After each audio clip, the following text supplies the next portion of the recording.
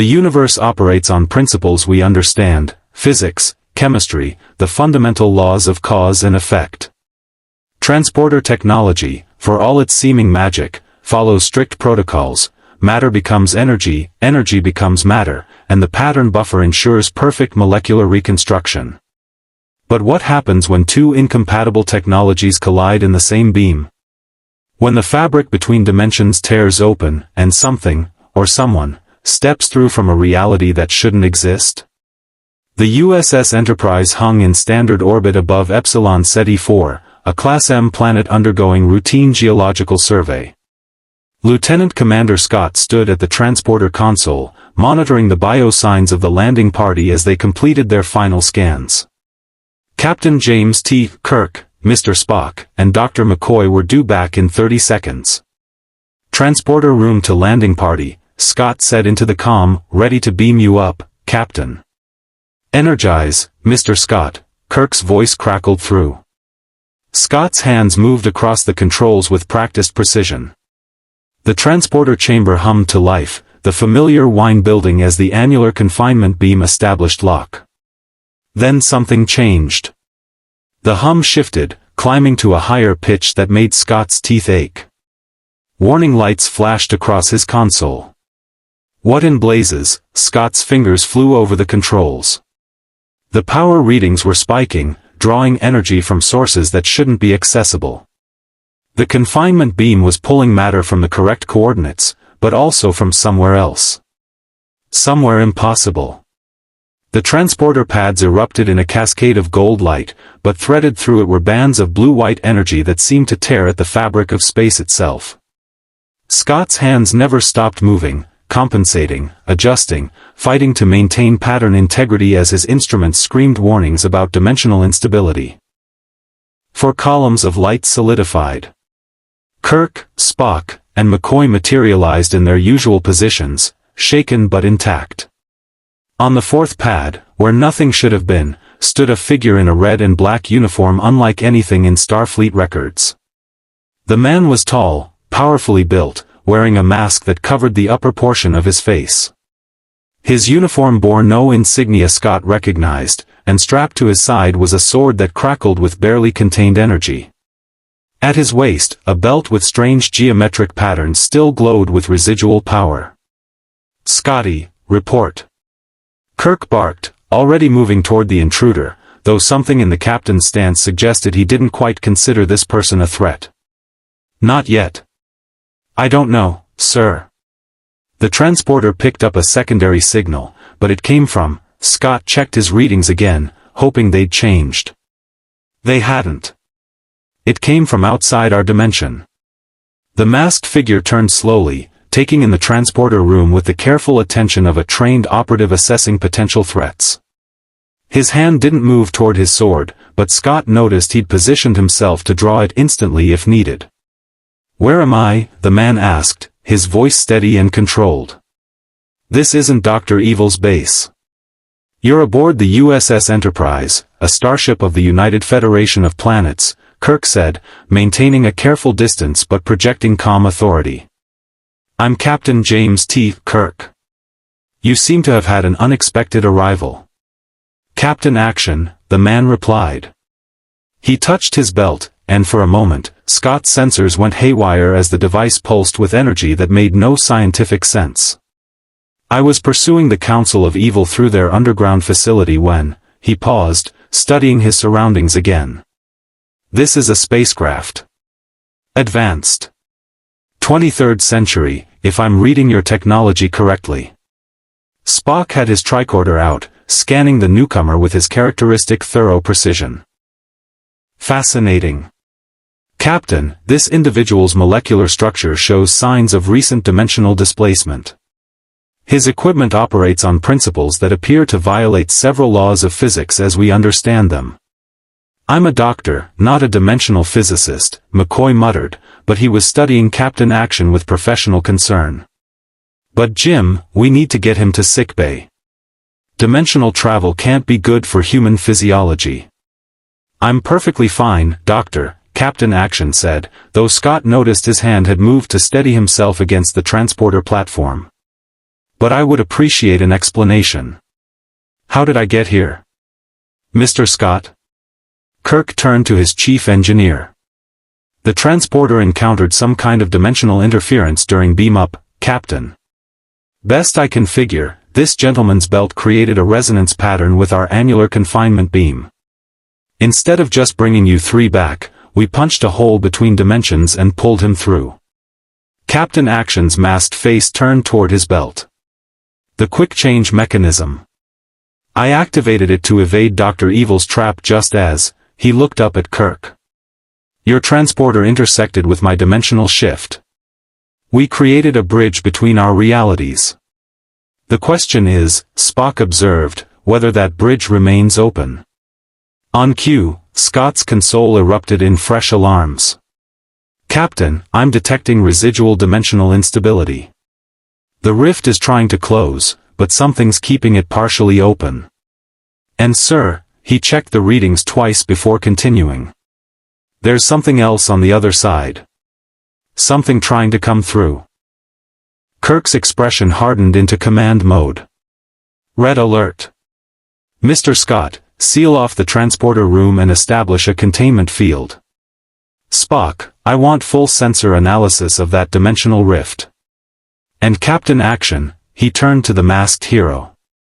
I think you and I need to have a very detailed conversation about exactly what you were fighting when my transporter brought you here. Captain Action's hand moved to his sword hilt, the energy weapon crackling to life with blue-white intensity. Dr. Evil. And if he's followed me through, Captain Kirk, your universe is in more danger than you can possibly imagine. The Council of Evil doesn't just conquer worlds, they erase them from existence. The Enterprise shuddered.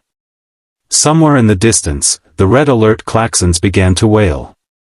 If you want to see more characters enter the Star Trek universe, hit that subscribe button and drop the name of a character you'd want to see in the comments below. Live long and prosper. Scott's fingers danced across his console as the ship's lights flickered. The dimensional rift was expanding, tearing at the edges of reality itself. Through the energy distortion, he could see shadows moving. Shapes that didn't belong in this universe. Engineering to bridge, Scott called out. We've got a problem. A big one. Kirk slapped his communicator. Kirk here. Mr. Sulu, get us out of orbit. Full impulse, bearing 270 Mark III. And get me a channel to Starfleet Command. Tell them we have a Code 1 situation. Captain Action stepped off the transporter pad, his movements economical and precise. Despite having just been ripped from his own dimension, he showed no panic, only the focused calm of someone who'd faced impossible odds before. Captain Kirk, he said quietly. In my experience, running from the Council of Evil only delays the inevitable. If they've found a way into your universe, you'll need every advantage you can get. I suggest we start comparing notes on exactly what kind of technology your Federation has access to, because we're going to need all of it. Kirk studied the masked hero for a long moment, then nodded. Mr. Spock, escort our guest to the briefing room. Captain Action, welcome to the 23rd century. Let's hope you can help us keep it intact. The briefing room felt smaller than usual with 6 people crowded around the view screen. Kirk sat at the head of the table, flanked by Spock and McCoy. Scotty had abandoned his post in engineering to Lieutenant Kyle, standing near the door with his arms crossed. Uhura occupied the communications station, monitoring subspace frequencies for any sign of pursuit. And at the far end of the table, still masked, sat Captain Action. The dimensional rift appeared on the view screen, a wound in space that twisted and writhed like something alive. Spock had transferred his tricorder data to the main display, showing energy readings that fluctuated beyond any normal scale. The rift is stabilizing, Spock reported, his tone clinical despite the impossibility of what he was describing. However, it remains permeable. Our sensors detect what appears to be technological constructs on the other side, though their configuration is unlike anything in Federation records. Those would be Dr. Evil's dreadnoughts, Captain Action said. He'd removed several devices from his belt and laid them on the table, a scanner of some kind, 3 small spheres that pulsed with internal light, and what looked like a communicator but built to specifications decades ahead of even Federation technology. I've been tracking his organization for years. They possess weapons that can disintegrate entire cities, mind control devices that turn populations into slaves, and dimensional technology that lets them move between realities. McCoy leaned forward, studying the masked hero with a physician's eye. You've been fighting these people alone? Not alone, Doctor. I work with operatives across multiple identities, each one trained for specific mission parameters. Captain Action touched his belt. The quick change mechanism allows me to become whoever the mission requires. A scientist. A soldier. An infiltrator. Whatever gets the job done. Fascinating, Spock said, though his raised eyebrow suggested he found the concept more troubling than admirable. You maintain multiple distinct personas simultaneously. Does this not create psychological fragmentation? I know who I am, Mr. Spock. The masks are tools, not replacements for identity. Captain Action's voice carried an edge that suggested this wasn't the first time he'd defended his methods. In my world, villains don't announce themselves with Klingon battle cruisers or Romulan warbuds. They hide in shadows, manipulating governments, corrupting institutions. To fight them, you have to become what they least expect. Kirk drummed his fingers on the table, watching the rift pulse on the view screen. This Dr. Evil, what does he want? Power. Control. The complete subjugation of free will. Captain Action pulled a small recording device from his uniform and activated it. A holographic image flickered to life above the table, a figure in dark robes, face hidden behind a grotesque mask, surrounded by others in similar attire. The Council of Evil. 7 masterminds, each specializing in different forms of conquest. Dr. Evil leads them. I've stopped dozens of their schemes, but they always return. And now. The ship shuddered violently. Red alert klaxons wailed as Uhura's communications panel erupted in warnings. Captain, I'm receiving a transmission, Uhura called out, her fingers flying across her controls. Audio only, heavily encrypted. It's coming from the other side of the rift. On speakers, Lieutenant. The voice that filled the briefing room was cultured, almost pleasant, with an undercurrent of mockery that made Kirk's jaw tighten. Captain Kirk of the Enterprise. How delightful to make your acquaintance. I am Dr. Evil, and you have something that belongs to me. Captain Action's hand moved to his sword hilt. You followed me through. Of course, Captain Action. Did you think I would allow you to escape after ruining my plans? But now I find myself in an entirely new universe, filled with so many interesting worlds to conquer. Tell me, Captain Kirk, how many inhabited planets does your Federation protect? Hundreds? Thousands? Kirk stood, his command presence filling the room. This is Federation space. Whatever conflict you have with Captain Action, it doesn't involve us. Return to your dimension and we'll close the rift behind you. The laughter that came through the speakers made McCoy wince. How charmingly naive. No, Captain, I think I'll stay. Your Federation, with its high-minded ideals and bureaucratic restrictions, will be delightfully easy to infiltrate. And unlike Captain Action's primitive Earth, you have starships, transporters, and weapons that could make the Council of Evil truly unstoppable. Spock's tricorder chirped urgently. Captain, sensors are detecting multiple vessels approaching the rift from the other side. Configuration unknown, but their power signatures are extraordinary. If they cross through. They won't. Captain Action was on his feet, his sword crackling with energy. Dr. Evil's ships require specific dimensional coordinates to make the crossing. If we can destabilize the rift, we can seal it before they penetrate our reality. And trap you here permanently, Spock observed. Captain Action turned to Kirk, and even through the mask, his determination was evident. If that's what it takes to protect your universe from the Council of Evil, then that's what happens. I've sacrificed more for less noble causes. Kirk studied the masked hero, seeing something he recognized, the willingness to pay any price to protect the innocent. It was the same thing he saw in the mirror every morning, the same burden every starship captain carried. "Scotty, can we destabilize the rift?" The engineer shook his head. "Not with phasers, Captain. The dimensional barriers would absorb the energy and potentially expand the opening.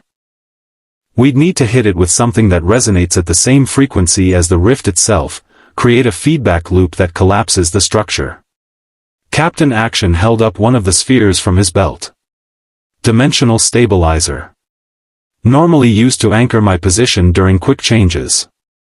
But if we reverse the polarity, it becomes a destabilizer," Scotty finished, his eyes lighting up with the enthusiasm of an engineer solving an impossible problem. That might work. But we'd need to modify it to interface with our photon torpedo delivery system. And we'd have less than a minute before the Council's ships cross through. Then we'd better move fast." Kirk turned to Uhura. "Lieutenant, send a priority message to Starfleet Command. Full report on the dimensional incursion. Tell them to mobilize defensive forces to Epsilon Ceti 4, but under no circumstances are they to engage anything that comes through that rift until we've attempted to seal it." "Aye, Captain." Kirk activated the intercom. "Bridge, this is the captain. Mr. Sulu, position us 3,000 kilometers from the dimensional rift. Attack pattern Kirk Beta. Mr. Chekhov, load photon torpedoes and stand by for special ordnance." "Acknowledged, Captain," Sulu's voice came back crisp and ready. McCoy stood, his expression troubled. "Jim, we're talking about potentially stranding this man permanently in our universe. Shouldn't we at least try to? Doctor, if Dr. Evil's technology falls into the wrong hands, Klingon, Romulan, or anyone else, the balance of power in this quadrant collapses." Kirk turned to Captain Action. "But McCoy's right. This is your decision. We have maybe 10 minutes before those ships arrive. If you want to try to return home, tell me now." Captain Action was already moving toward the door, one of his spherical devices in hand. "Home is where you make your stand against evil, Captain. Right now, that's here. Mr. Scott, let's go modify this device.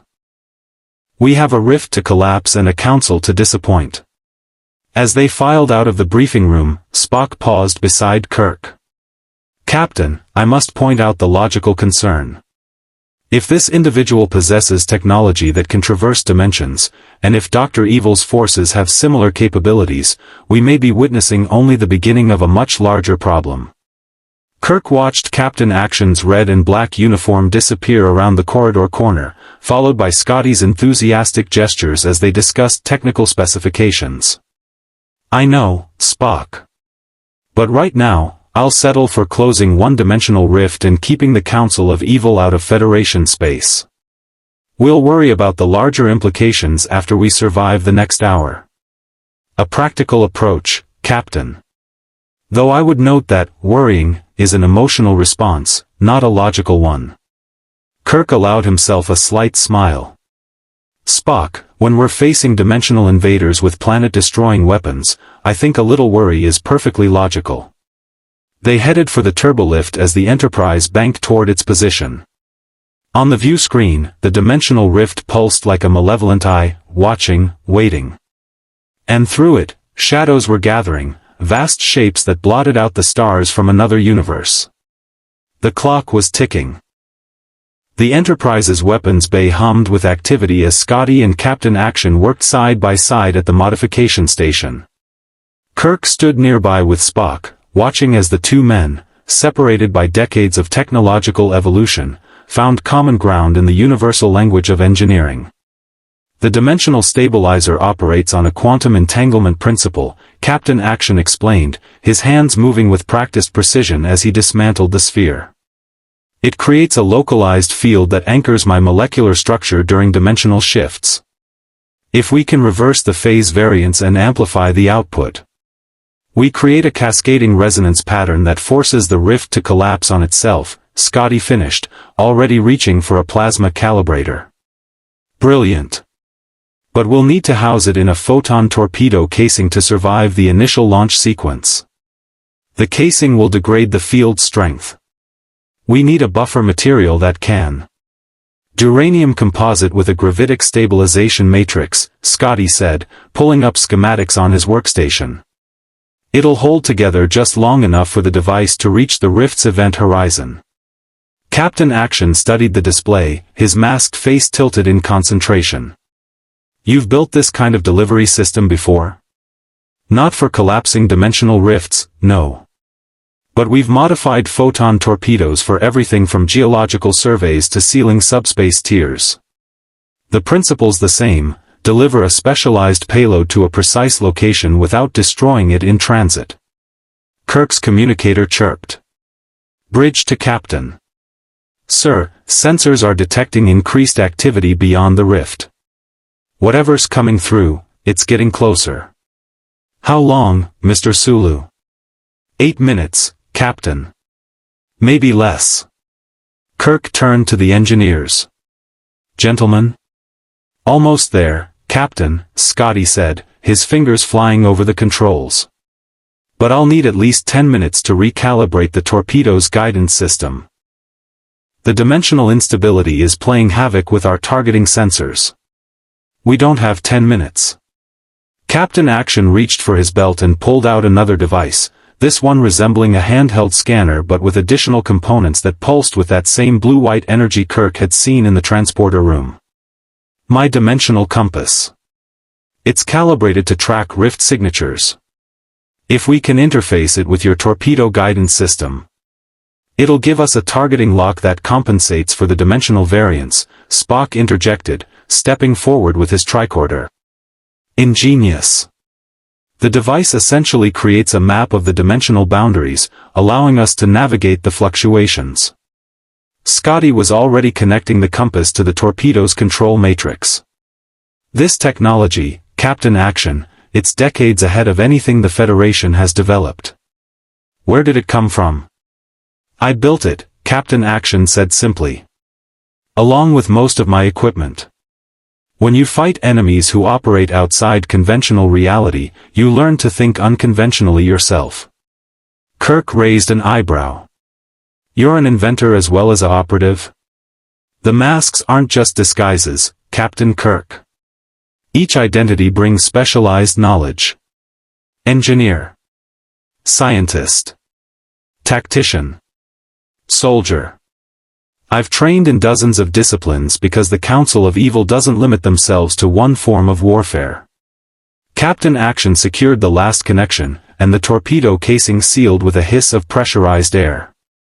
The weapon is ready. But Captain, there's something you should know. The tone in his voice made Kirk's instincts flare. Go on. Dr. Evil won't stop with one incursion. He's probing your universe, testing its defenses. Even if we seal this rift, he'll find another way through. The Council of Evil has resources across multiple dimensions, and now that they know about the Federation, they'll be back, Kirk finished. I assumed as much. Then you also need to assume they'll try to make allies here. The Klingon, the Romulans, any faction that values power over principle. Dr. Evil is a master manipulator. He'll offer them technology, weapons, anything they want in exchange for cooperation. Spock's expression remained neutral, but Kirk could read the concern in his science officer's posture. A disturbing scenario. The introduction of dimensional travel technology to hostile powers would destabilize the entire quadrant. Which is why we need to make sure that doesn't happen. Kirk slapped his communicator. Kirk to bridge. Mr. Sulu, prepare to load modified torpedo. Target is the dimensional rift. We'll have one shot at this. Understood, Captain. Standing by. The four men moved quickly through the corridors, arriving on the bridge just as the view screen showed the rift expanding. It had grown to nearly a kilometer across, and through its shimmering surface, Kirk could see shapes resolving into solid form. Ships. 3 of them, massive and angular, built with a design philosophy that seemed to embrace intimidation as much as function. "My God," McCoy breathed from his station. "Jim, those things are enormous." "Dreadnoughts," Captain Action confirmed, moving to stand beside Kirk's command chair. "Each one carries enough firepower to level a continent. Dr. Evil uses them for planetary subjugation. They orbit a world and broadcast the ultimatum, surrender or die." Chekhov's voice was tight with controlled tension. "Torpedo loaded and ready, Captain. Targeting coordinates locked." "Range to rift?" Kirk asked. 3,000 kilometers and holding, Sulu reported. On the view screen, the lead dreadnought's bow began to emerge through the rift. Its hull was a dark gray metal that seemed to absorb light, studded with weapon emplacements that tracked across space as if searching for targets. Behind it, the other 2 ships prepared to follow. "Captain, I'm receiving another transmission from Dr. Evil," Uhura said. "He's demanding we stand down and allow his ships through, or he'll classify the Enterprise as a hostile target." Kirk's jaw tightened. "Tell him the Federation doesn't respond well to demands. And tell him Captain Action says hello." Captain Action moved closer to the view screen, studying the dreadnoughts with the intensity of someone who'd faced them before. "Captain Kirk, once we fire that torpedo and seal the rift, there's a possibility the feedback will affect the lead ship. If it's caught halfway between dimensions when the rift collapses, it'll be torn apart," Spock finished. "The dimensional shearing forces would be catastrophic." "I won't shed tears for Dr. Evil's weapons," Kirk said. "But I need to know, are there crew aboard those vessels?" Captain Action hesitated, and in that pause, Kirk saw the weight of experience. "Yes. Most of them are conscripted slaves, forced to serve through mind control or threats against their families. Dr. Evil doesn't inspire loyalty, he purchases it through fear." The bridge fell silent except for the steady beep of sensors and the low hum of the impulse engines. Kirk looked at the dreadnoughts, at the rift, at the faces of his crew. This was the burden of command, the choice between certain disaster and questionable salvation. "Captain, the lead ship is almost through," Sulu reported. "If we're going to fire, it has to be now." Kirk turned to Captain Action. "In your experience, is there any way to free those crews from Dr. Evil's control?" "Not while they're in his command structure. The conditioning runs deep. But if the ship is destroyed, if the connection to the Council is severed," Captain Action paused. "Some of them might have a chance to break free. It's not much, but it's more hope than they've had before." Kirk made his decision. "Mr. Chekhov, fire torpedo. Full spread, maximum yield." "Firing, Captain." The modified photon torpedo streaked across the view screen, its trail unusually bright as Captain Action's dimensional technology interfaced with Federation weaponry. It crossed the 3,000 kilometers in seconds, and for a moment, Kirk thought it would simply impact the rift's surface and detonate harmlessly. Then the impossible happened. The torpedo penetrated the rift's event horizon and the dimensional stabilizer activated. The effect was instantaneous and spectacular. The rift began to vibrate, its edges flickering as the feedback loop took hold. The lead dreadnought, caught halfway between dimensions, shuddered as the space around it twisted. "The rift is collapsing," Spock reported, his voice carrying a note of what might have been satisfaction. "The resonance cascade is propagating through the dimensional barriers. The structure will destabilize completely in 30 seconds. On the view screen, the dreadnought tried to reverse thrust, to pull back into its home dimension before the rift sealed. But the dimensional forces were too strong. The ship's hull began to fracture, pieces of it existing in multiple realities simultaneously as the rift convulsed. "Captain, I'm detecting escape pods launching from the dreadnought," Uhura said urgently. "Dozens of them, heading for our coordinates." "Life signs?" McCoy demanded. Multiple human and humanoid readings, Doctor. They're abandoning ship. Captain Action leaned forward, his masked face intent on the view screen. The mind control technology is ship-based. If the slaves can get far enough away before the dreadnought is destroyed. Mr. Sulu, initiate rescue operations, Kirk ordered. Tractor beam on those escape pods.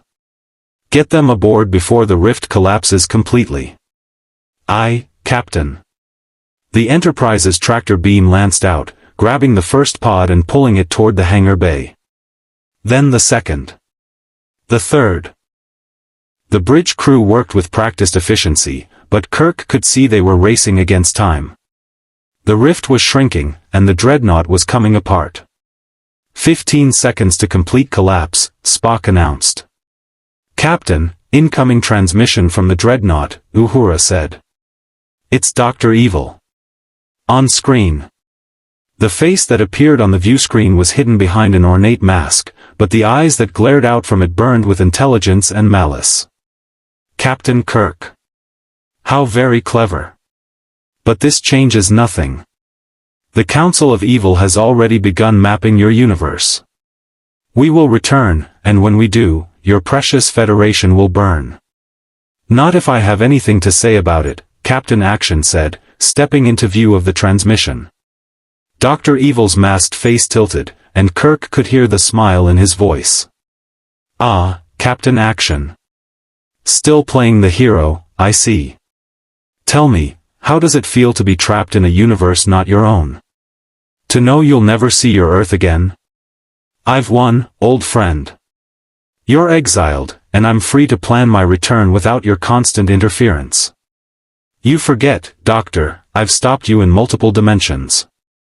What makes you think this universe will be any different? Because here, you're alone. No allies, no support network, no infrastructure. Just one man with a belt full of tricks. Dr. Evil's attention shifted back to Kirk. Captain Kirk, I will remember you. When the Council returns, you will be the first to. The transmission cut off as the rift collapsed with a silent implosion of reality. The dreadnought, caught in the dimensional shearing forces, simply ceased to exist, not destroyed, but erased from this universe as the gateway between worlds sealed shut. The view screen showed only empty space and the distant stars of Epsilon Ceti. Rift sealed, Captain, Spock confirmed. No residual dimensional instability detected. The pathway between universes is closed. Kirk let out a breath he hadn't realized he'd been holding. Status of rescue operations? 23 escape pods recovered, Sulu reported. All personnel accounted for and being transferred to secured sections under guard. Dr. McCoy's medical teams are standing by. Good work, people. Kirk turned to Captain Action, who stood silently watching the empty space where the rift had been. You all right? The masked hero didn't respond immediately. When he finally spoke, his voice was quiet but steady. I just sealed myself away from everything I've ever known. My world, my mission, the people depending on me to stop the Council. But I'd make the same choice again. Because it was the right thing to do, Kirk said. Because sometimes being a hero means accepting you can't go home. Captain Action turned away from the view screen. Now, Captain Kirk, we need to talk about those people we just rescued, and the intelligence they're carrying in their heads about the Council of Evil's plans. Sickbay had become a controlled chaos of activity. 23 former slaves of the Council of Evil lay in various states of consciousness across the medical beds while McCoy and his team moved between them with scanners and hyposprays. Kirk and Captain Action stood near the entrance, watching as Christine Chapel worked to stabilize a Andorian woman whose neural patterns showed signs of severe manipulation. The mind control technology uses a combination of neural implants and chemical conditioning, McCoy explained, his tricorder hovering over a human male in his 30s. I've never seen anything like it. The implants are organic, they've grown into the brain tissue like a parasite. Removing them surgically would cause catastrophic damage. Can you disable them? Kirk asked. Maybe. Given time and research. But Jim, these people have been under Dr. Evil's control for years. Even if we can remove the implants, there's no guarantee they'll recover their full cognitive function. McCoy's expression was grim. Some of them might not want to recover. The psychological trauma alone. They'll recover, Captain Action said quietly. He'd removed his gloves, and Kirk noticed his hands bore scars, old wounds from battles fought long ago. I've seen Dr. Evil's victims before. The first hours after liberation are the hardest. Their minds are trying to reassert control, fighting against years of conditioning. But they're strong. They survived this long, they'll make it through. One of the patients, a dark-haired woman with cybernetic enhancements along her temples, stirred on her bed. Her eyes snapped open, unfocused and wild. The mission, I must complete the mission. The Council commands. Chapel was beside her instantly, hypo spray ready. It's all right. You're safe now. The Council can't reach you here. No. The woman tried to sit up, her enhanced strength nearly throwing Chapel aside. You don't understand. The mission isn't about invasion. Dr. Evil isn't trying to conquer the Federation. He's trying to. Her words cut off as her body convulsed. The neural implants were firing, trying to prevent her from revealing information. McCoy cursed and adjusted his scanner, flooding her system with a neural suppressant that made her collapse back onto the bed. Damn it, McCoy muttered. The implants have a failsafe. If they try to reveal classified information, the devices trigger a seizure response. Captain Action moved closer, studying the unconscious woman with clinical attention. Standard Council security protocol. The slaves can follow orders but can't betray strategic information. But there's a workaround. If you can suppress the higher cognitive functions temporarily, you can access the raw data stored in their neural pathways. That's dangerous, McCoy protested. You're talking about essentially putting her in a coma and directly scanning her memories. It's also the only way to find out what Dr. Evil is really planning. Captain Action turned to Kirk. Captain, that woman was trying to tell us something important before the implants shut her down. Whatever the Council's real objective is, it's not what we think. Kirk's communicator chirped. Bridge to Captain. Sir, we have a problem. Kirk here. What is it, Mr. Sulu? We're detecting a Klingon battle cruiser approaching at high warp. They'll intercept us in 10 minutes. And Captain, they're hailing us on all frequencies, demanding we surrender the Dimensional Warrior, immediately. Kirk and Captain Action exchanged glances. They move fast, Kirk said. Mr. Sulu, maintain position but raise shields. Yellow alert. I'm on my way. As they headed for the turbolift, Captain Action touched his belt. The Council must have sent a subspace transmission before we sealed the rift. They've already made contact with the Klingon. Offering them what? Kirk asked as the turbolift doors closed. Technology. Weapons. The ability to travel between dimensions and attack their enemies from angles they can't defend against. Captain Action's voice was hard. Dr. Evil doesn't need to invade your universe, Captain. He just needs to destabilize it. Turn your factions against each other, provide weapons to the aggressors, and watch as the Federation tears itself apart. The turbolift doors opened onto the bridge. Sulu vacated the command chair as Kirk took his position, Spock already at his science station running tactical assessments. Klingon vessel is the IKS Divisor, D-7 class battle cruiser, Spock reported. Commander Kor commanding. Kirk felt a cold certainty settle into his gut. Kor, ambitious, cunning, and always looking for ways to advance Klingon interests. If Dr. Evil had made contact with him, the situation had just become exponentially more complicated. On screen. The view screen shifted to show Kor's broad face, his dark eyes gleaming with predatory interest. Captain Kirk. How unexpected to find you at the center of yet another mysterious incident. Your Starfleet really should consider assigning you to less volatile situations. Commander Kor. This is Federation space. You're in violation of the Organian Peace Treaty. Am I? Kor's smile was all teeth. Or am I responding to a potential threat to Klingon security?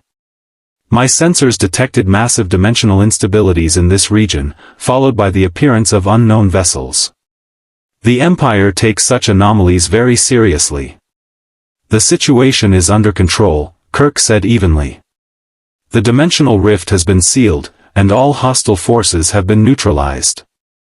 Ah, but that's where you're wrong, Captain. Kor leaned forward in his command chair. My intelligence sources inform me that you have aboard your ship a warrior from another dimension. One who possesses technology the Klingon Empire finds intriguing. I'm here to offer him sanctuary.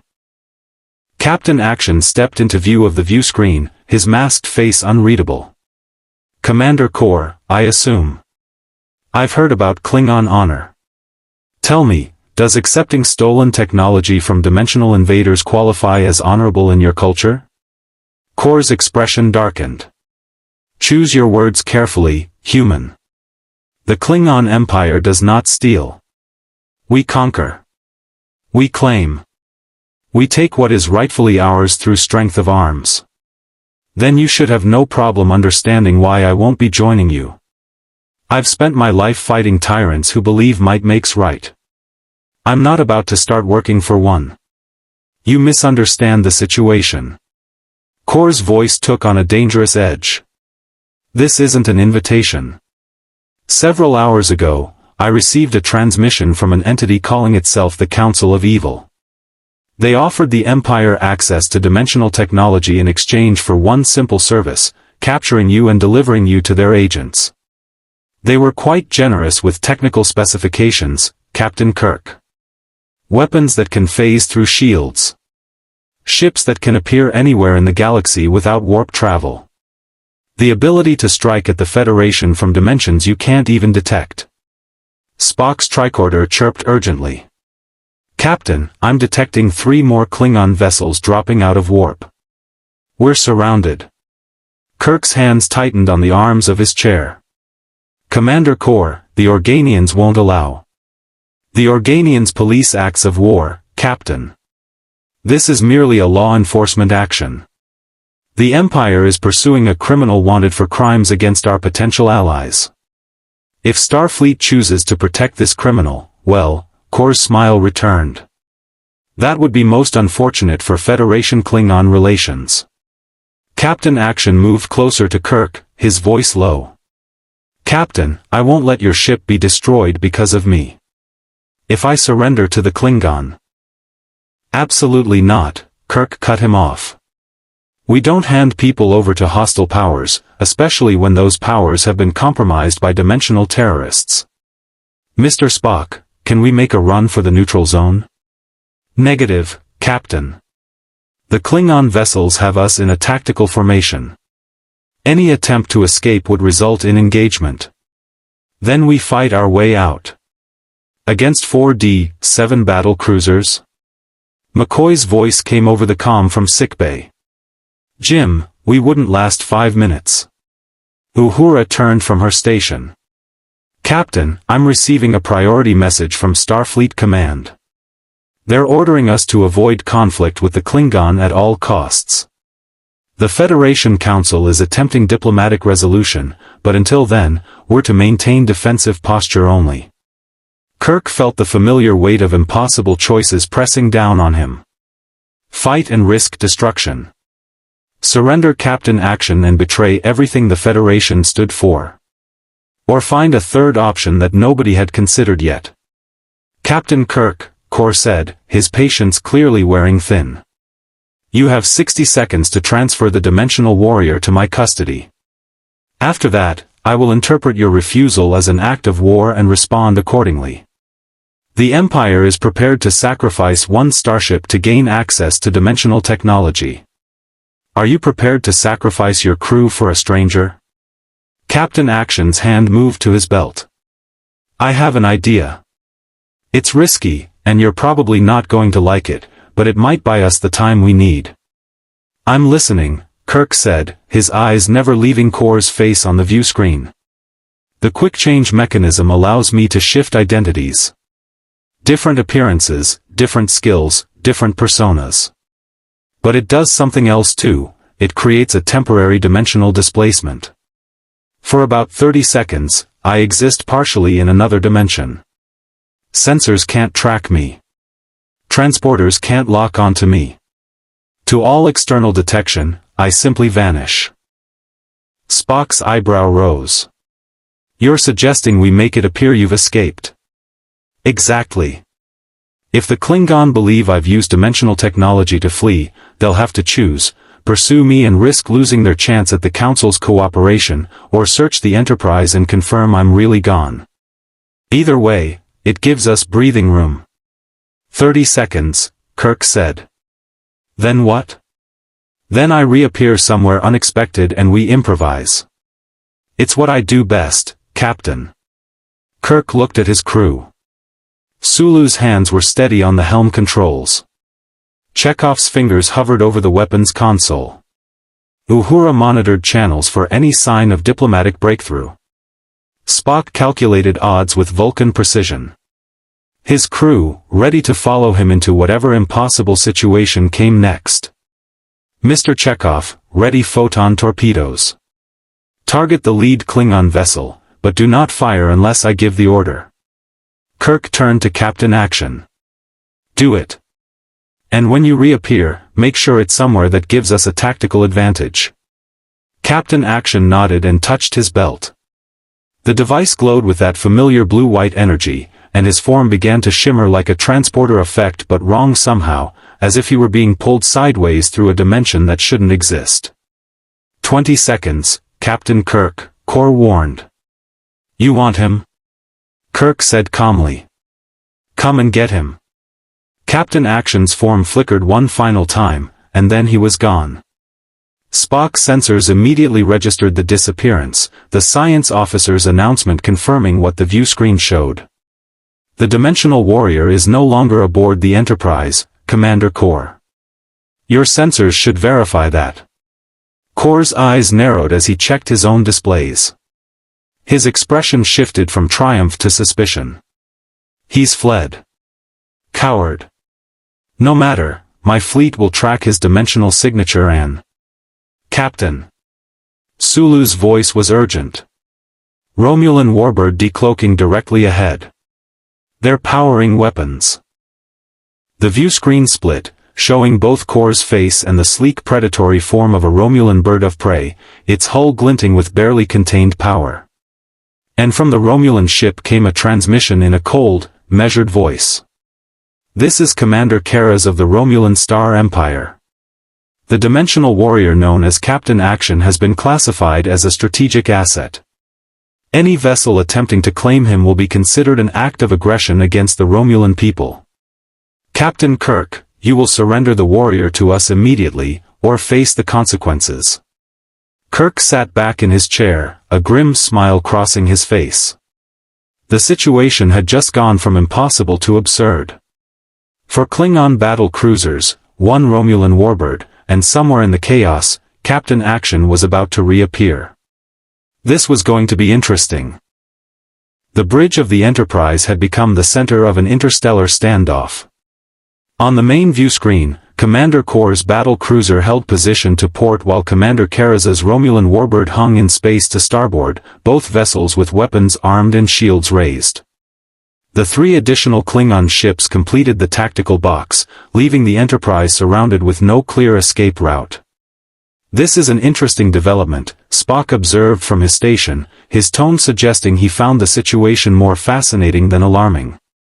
We now have representatives from three major powers, all claiming jurisdiction over an individual who is not technically present. Captain, the Klingon and Romulans are hailing each other, Uhura reported. It's getting heated.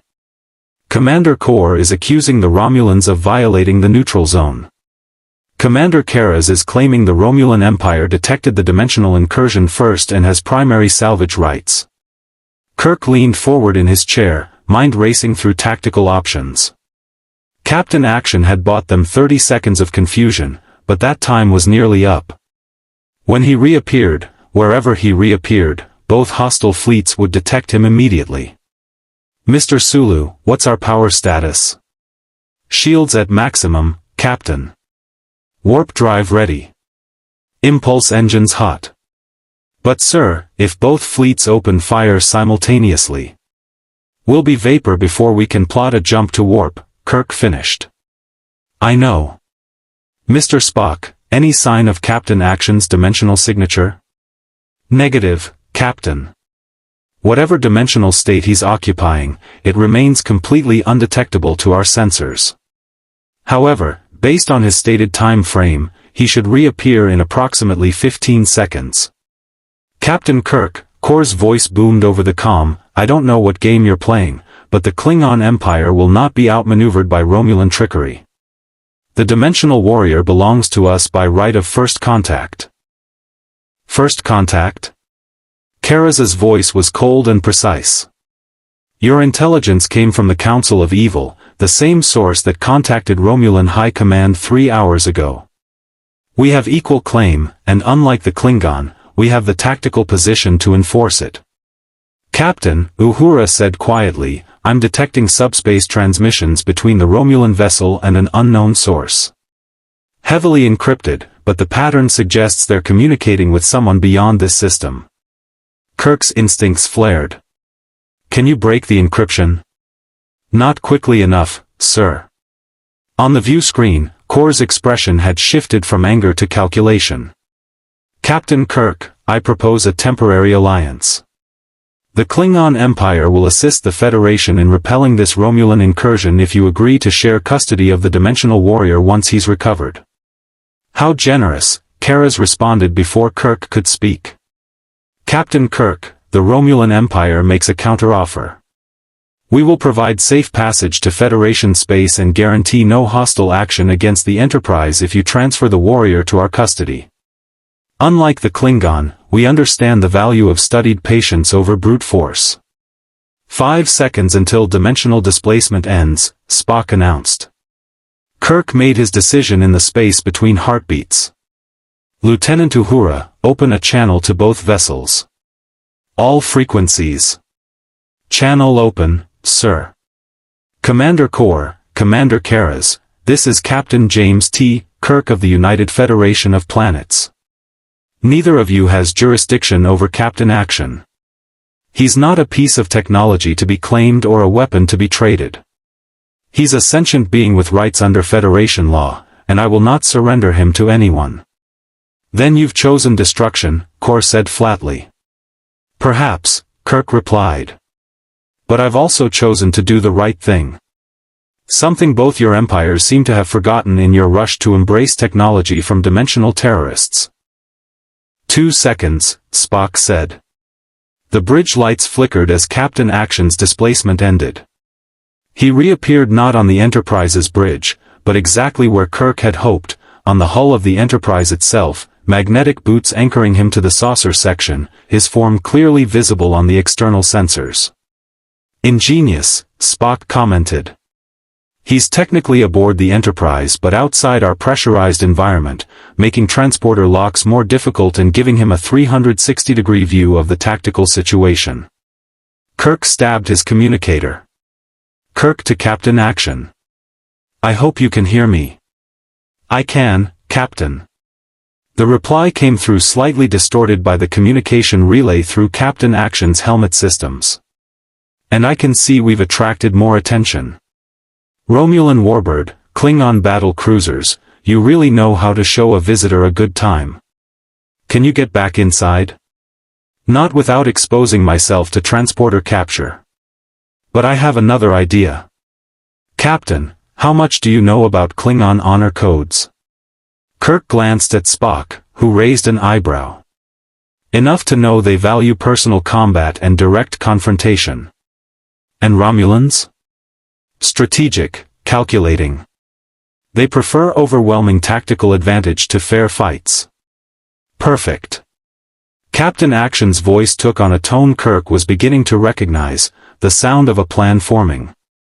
Open a channel to both commanders.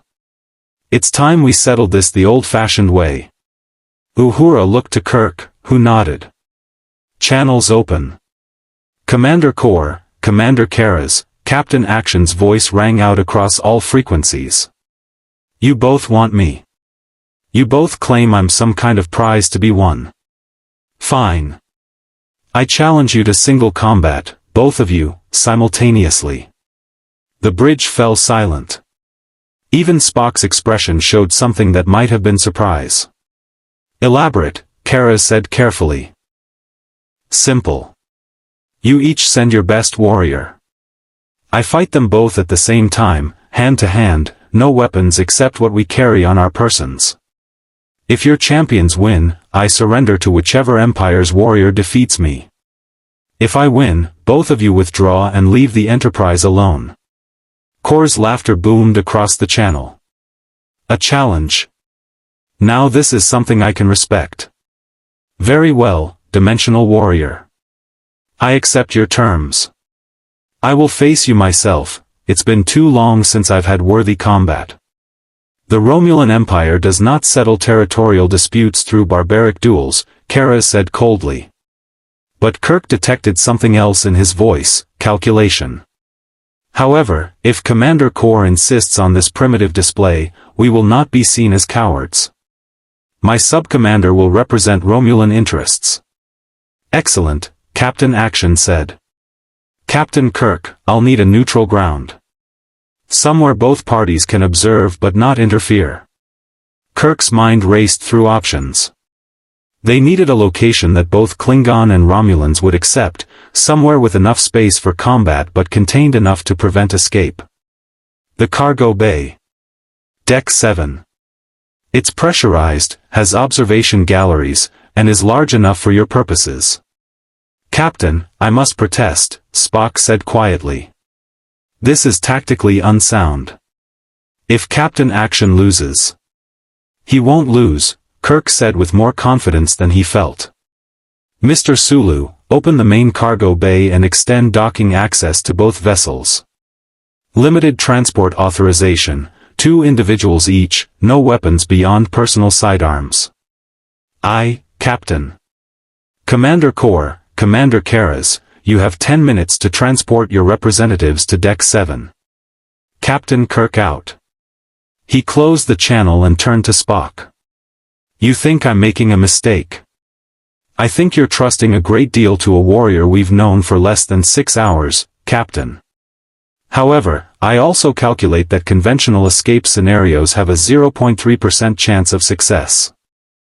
Captain Action's proposal, while unorthodox, increases our survival probability to approximately 47%. I'll take those odds. Kirk stood. Mr. Sulu, you have the con. Spock, McCoy, you're with me. Let's go watch Captain Action either save us all or doom us spectacularly. The cargo bay had been cleared of containers, leaving a space roughly 50 meters square. Kirk stood in the observation gallery with Spock and McCoy, watching as 2 Klingon warriors materialized in a flash of transporter light. Commander Kor appeared first, his bulk imposing even by Klingon standards, his DK Tog knife gleaming at his belt. Beside him stood his second, a younger warrior who carried himself with the coiled readiness of a professional soldier. Seconds later, the Romulans arrived. Sub-Commander Tal was lean and precise, his movements economical, his eyes taking in every detail of the cargo bay with tactical assessment. His companion remained near the transport coordinates, a backup in case of treachery. And in the center of the bay stood Captain Action, his mask in place, his lightning sword deactivated but ready at his side. So, Kor said, his voice echoing in the cavernous space. The Dimensional Warrior has courage, I'll grant him that. But courage without victory is just another word for foolishness. In the Romulan Empire, we have a saying, Tal added. The clever fox does not challenge 2 wolves to single combat. Captain Action's stance shifted slightly, weight balanced, hands relaxed. Kirk had seen enough warriors to recognize the signs. This man had trained for years, perhaps decades, in multiple martial disciplines. "Then it's a good thing I'm neither courageous nor clever," Captain Action said. "I'm practical. This fight ends one of three ways: you both defeat me, one of you defeats me, or I defeat both of you. But whatever happens, it happens here, now, with witnesses from all three powers. No more political maneuvering. No more threats. Just combat." Kor's grin was savage. "I like you, warrior. It will be a shame to break you." "McCoy," Kirk said quietly, "how badly can this go wrong?" "Jim, that man is about to fight a Klingon commander and a Romulan special operations officer simultaneously. Badly doesn't begin to cover it." Below, the three warriors began to circle each other. Kor moved like a predator, all controlled power and barely restrained aggression. Tal moved like a shadow, precise and calculating, looking for openings and weaknesses. Captain Action moved like water, fluid and adaptable, his masked face tracking both opponents simultaneously. The cargo bay had become an arena where three philosophies of combat would collide: Klingon fury, Romulan precision, and whatever unique synthesis Captain Action had developed fighting the Council of Evil across multiple dimensions. Kirk found himself leaning forward, hands gripping the gallery railing. The fate of the Enterprise, perhaps even the fragile peace between powers, rested on the outcome of the next few minutes. "Begin," Kor growled, and launched himself forward with devastating speed. Kor's charge was a textbook Klingon assault, direct, powerful, intended to overwhelm through sheer aggressive momentum. His DK Tog flashed in the cargo bay lights as he closed the distance in three massive strides, blade angling for Captain Action's midsection. But Captain Action wasn't there. He'd shifted left, not retreating but redirecting, using Kor's momentum against him. The Klingon commander's blade met empty air as Captain Action's hand shot out, striking Kor's wrist with precision that made the weapon clatter to the deck. In the same motion, Captain Action pivoted to face Tal, who had used Kor's charge as cover to circle behind. The Romulan strike came from an unexpected angle, a palm heel aimed at Captain Action's temple, designed to stun rather than kill. Captain Action blocked with his forearm, absorbed the impact, and responded with a sweep kick that would have taken Tal's legs out from under him if the Romulan hadn't backflipped away with acrobatic grace. "He's trained in multiple combat systems," Spock observed, his tricorder tracking the fight's kinetic patterns. "Klingon Makbara, Vulcan Talshea positioning, Terran martial arts, and several styles I cannot identify. Fascinating. He's not trying to beat them," McCoy said suddenly. "He's studying them." Kirk saw it too. Captain Action wasn't going for killing blows or even attempting to end the fight quickly. He was testing his opponents, learning their patterns, cataloging their strengths and weaknesses with the efficiency of someone who'd made a science of combat analysis. Kor had recovered his blade and came in again, this time more cautiously. "You fight well for a human. But you cannot defeat us both." "I don't need to defeat you, Commander." Captain Action circled, keeping both warriors in his field of vision. "I just need to survive long enough for you to realize this fight is pointless." "The only pointless thing is your resistance," Tal said, and attacked in perfect coordination with Kor. The Romulan and Klingon had found common ground in combat, their strikes complementing each other despite having never trained together. Tal feinted high while Kor swept low. Captain Action jumped, twisted in midair, and came down between them with a strike that forced both warriors to retreat. But the coordination was taking its toll. Captain Action's breathing had quickened, his movements losing their fluid economy as he burned energy defending against two skilled opponents simultaneously. "He's slowing down," Kirk said. "How long can he keep this up?" "At current expenditure rate, approximately 3.7 minutes before fatigue compromises his defense," Spock calculated. "However, I detect something unusual." His belt is emitting low-level energy pulses in rhythm with his movements. The quick-change mechanism, Kirk realized. He's preparing to shift.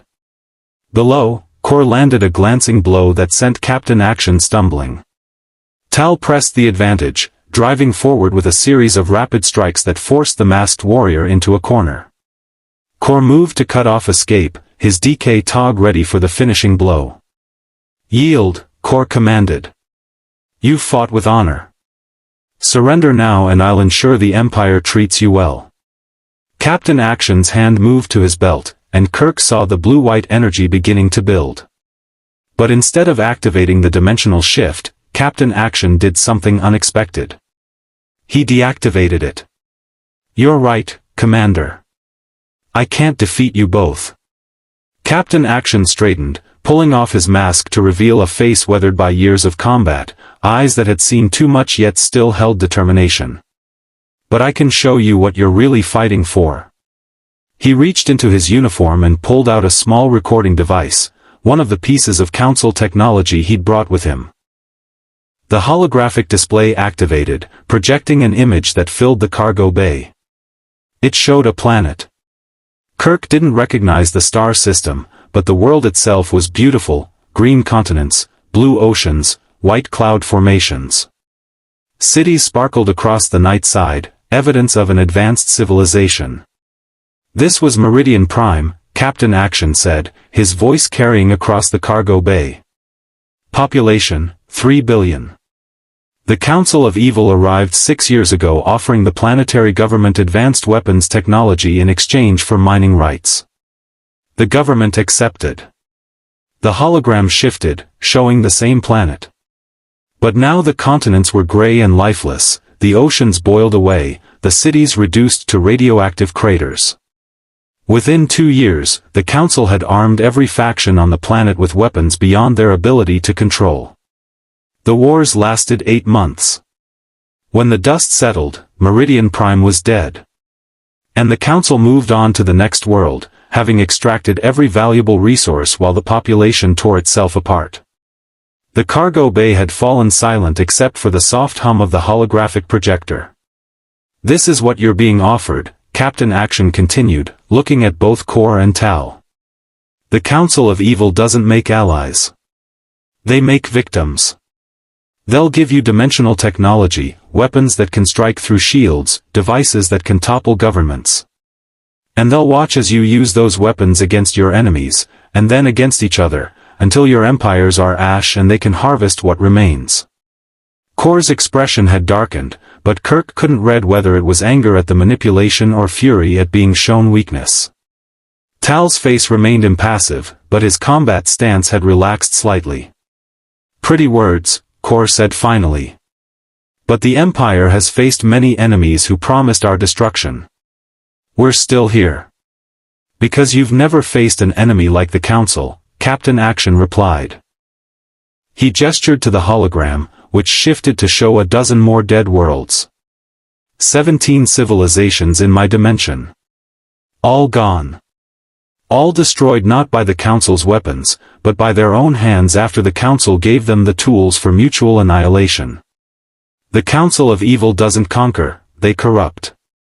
They turn strength into weakness, honor into brutality, strategy into paranoia. Sub-Commander, Kirk said over the comm to the Romulan observation area, I'm transmitting sensor data from the recovered escape pods. Captain Action's claims are verifiable. The Council's technology is designed to be unstable, to require constant upgrades that create dependency. It's a trap. Tal looked up toward the observation gallery where Commander Kara's watched from the Romulan vessel via view screen. Kirk couldn't see the exchange, but he saw Tal's posture shift subtly. A decision being made. Commander Kor, Tal said carefully, perhaps we should consider that the Dimensional Warrior's warning has merit. The Romulan Empire has survived by knowing when to strike and when to observe. This Council, if they are as dangerous as claimed, represents a threat that supersedes our immediate dispute. You would ally with the Federation? Kor's voice dripped with contempt. How very Romulan. All strategy and no spine. I would ally with logic, Tal corrected. Something Klingon often confuse with cowardice. Gentlemen, Captain Action said, stepping between them before the fragile détente could shatter. I'm not asking you to ally with the Federation. I'm asking you to recognize the real enemy. The Council of Evil operates by turning powers against each other. Right now, they're succeeding. We're so focused on who gets to claim me as a prize that we're ignoring the fact that they've already infiltrated your intelligence networks, fed you information designed to create conflict, and positioned themselves to exploit whatever outcome results from this standoff. Captain Action is correct, Spock's voice came over the cargo bay speakers. Analysis of the transmissions that alerted both Klingon and Romulan forces to this location shows they originated from the same source, a subspace relay station positioned in unclaimed space. The Council of Evil orchestrated this confrontation deliberately. Kor's jaw tightened. No Klingon enjoyed being manipulated, and the realization that he'd been dancing to someone else's strategy clearly rankled. If what you say is true, Dimensional Warrior, then the Council has made an enemy of the Klingon Empire. We do not forgive those who treat us as pawns. Nor does the Romulan Star Empire appreciate being used, Kara's voice came through the comm, cold and precise. Sub-Commander Tal, withdraw to transport coordinates. This situation requires analysis at higher command levels. Tal nodded, his eyes meeting Captain Action's. You fight well, human. And you argue better. But understand, the Empire will be watching. If the Council of Evil truly threatens our interests, we will deal with them in our own way. I wouldn't expect anything less, Captain Action said. As the Romulans dematerialized in a shimmer of transporter light, Kor approached Captain Action, his massive frame towering over the unmasked human. For a long moment, they stood face to face, warrior assessing warrior. You denied me an honorable victory, Kor said finally. I should kill you for that alone. You're welcome to try, Commander. But I think we both know how that ends, with the Enterprise caught in the crossfire and the Council of Evil laughing while we bleed. Kor's hand moved to his DK tog, and Kirk tensed, ready to beam Captain Action directly to sickbay if necessary. But instead of drawing the weapon, Kor extended his empty hand. You have courage, Captain Action. And wisdom. The Empire values both, even in enemies. He clasped Captain Action's forearm in a warrior's grip. The Klingon Empire withdraws its claim. For now.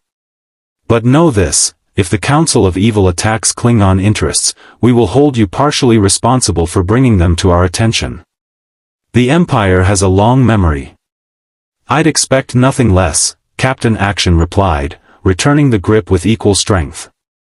Kor stepped back, his expression unreadable.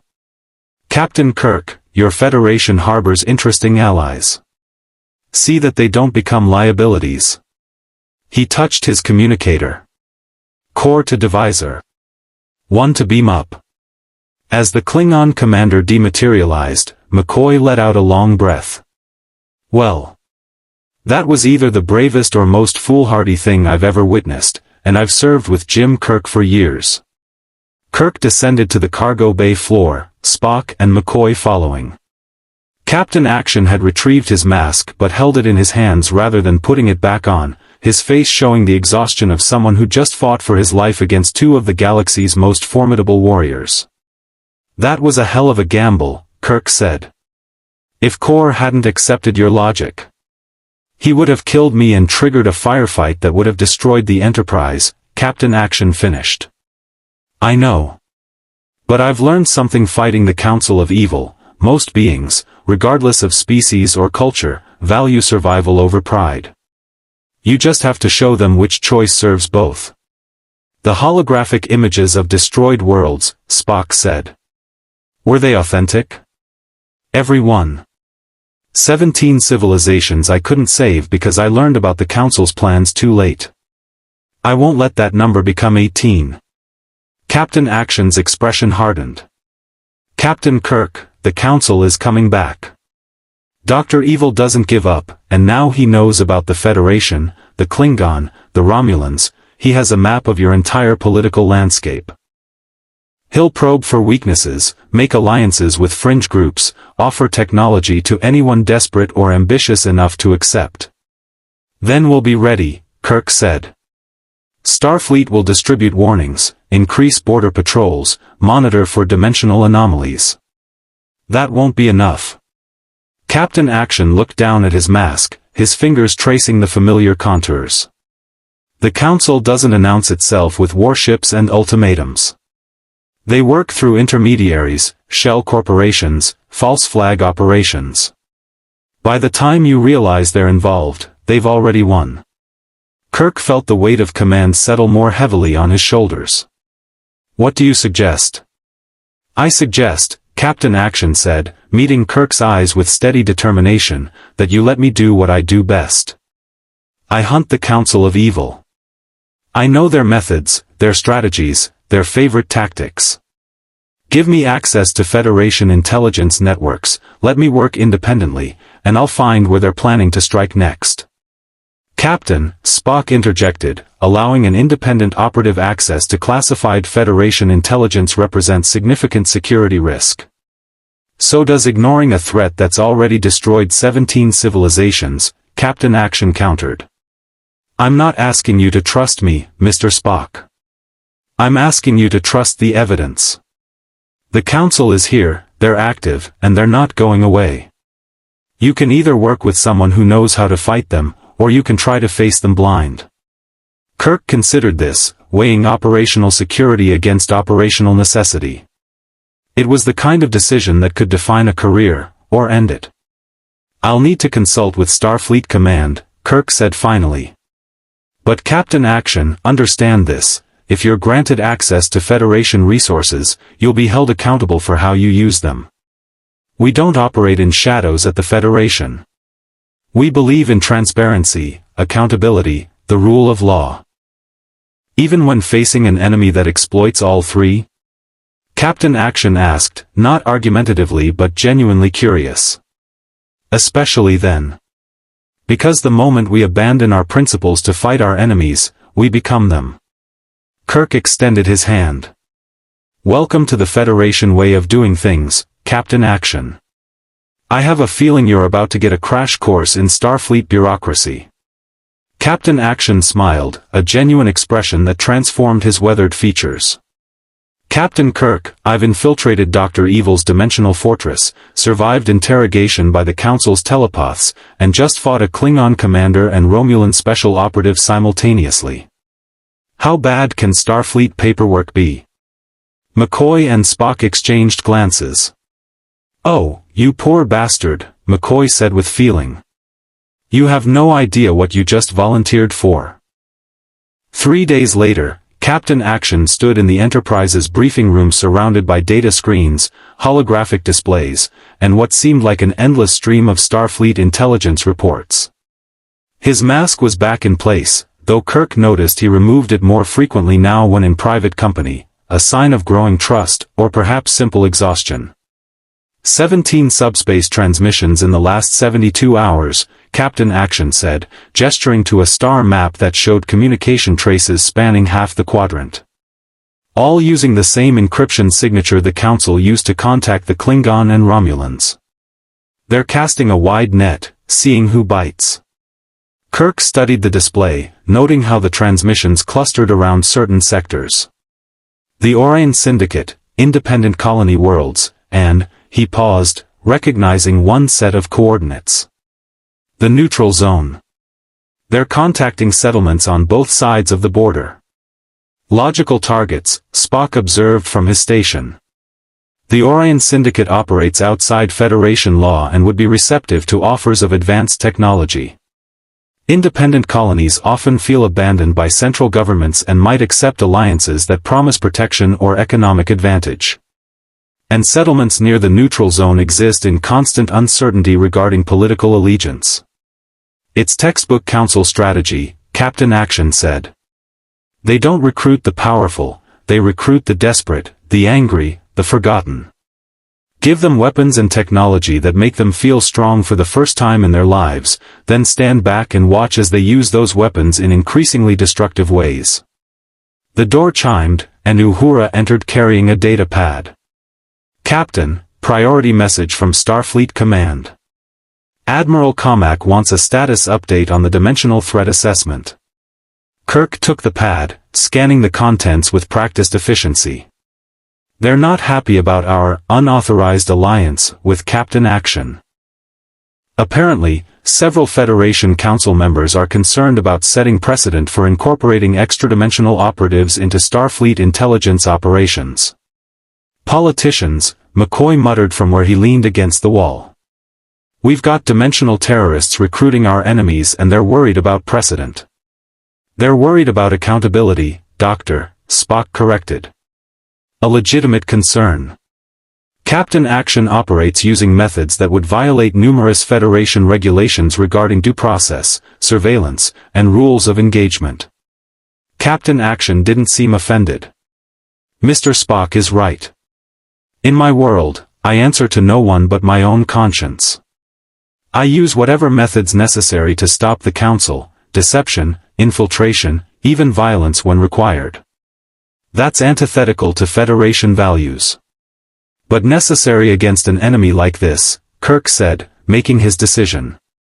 Starfleet can debate protocol later. Right now, we have 17 active contact points and no way to know which one the Council will exploit first. He turned to Captain Action. What's your assessment? Captain Action highlighted 3 locations on the star map. These 3 are the most vulnerable. First, the independent mining colony on Rigel 7. They've been fighting corporate exploitation for years and recently lost their appeal to Federation trade arbitration. They're angry, disillusioned, and exactly the kind of target the Council loves. Second, the Orion shipyards near the borderland. The Syndicate is always looking for an edge in their conflicts with Federation patrols. Dimensional technology that lets them evade sensors would be irresistible.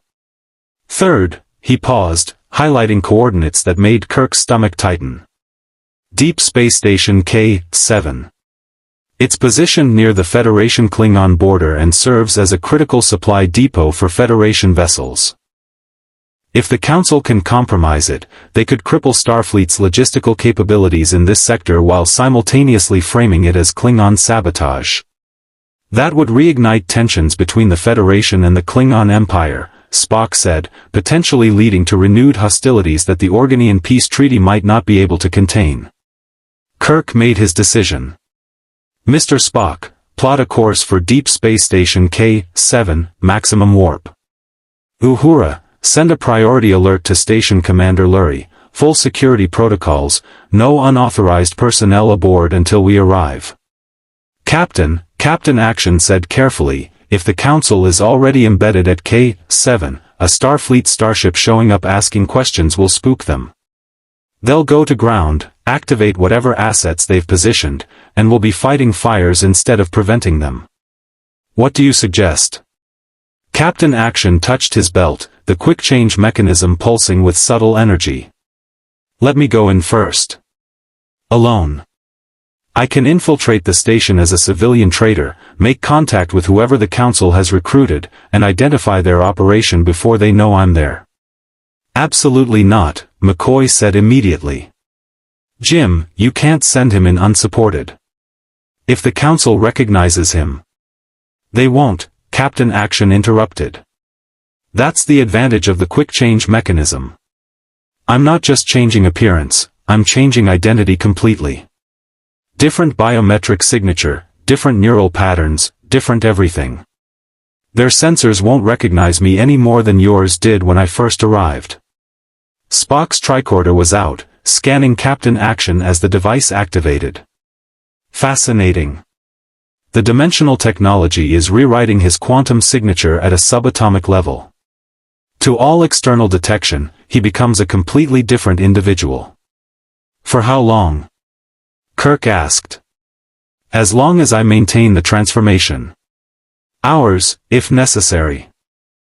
Hours, if necessary. The strain is considerable, but I've maintained cover identities for days when required.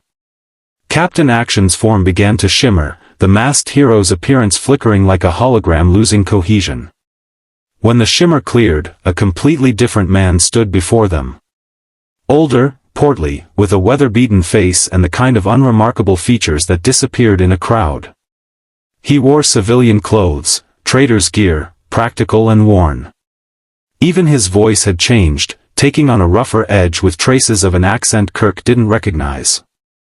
Name's Harmon Briggs, independent salvage operator out of the Rigel colonies. Looking to make a deal for surplus cargo containers, the kind station K-7 always has plenty of. The man who'd been Captain Action grinned, showing teeth that weren't quite straight. Nobody notices salvage traders. We're part of the station's background noise.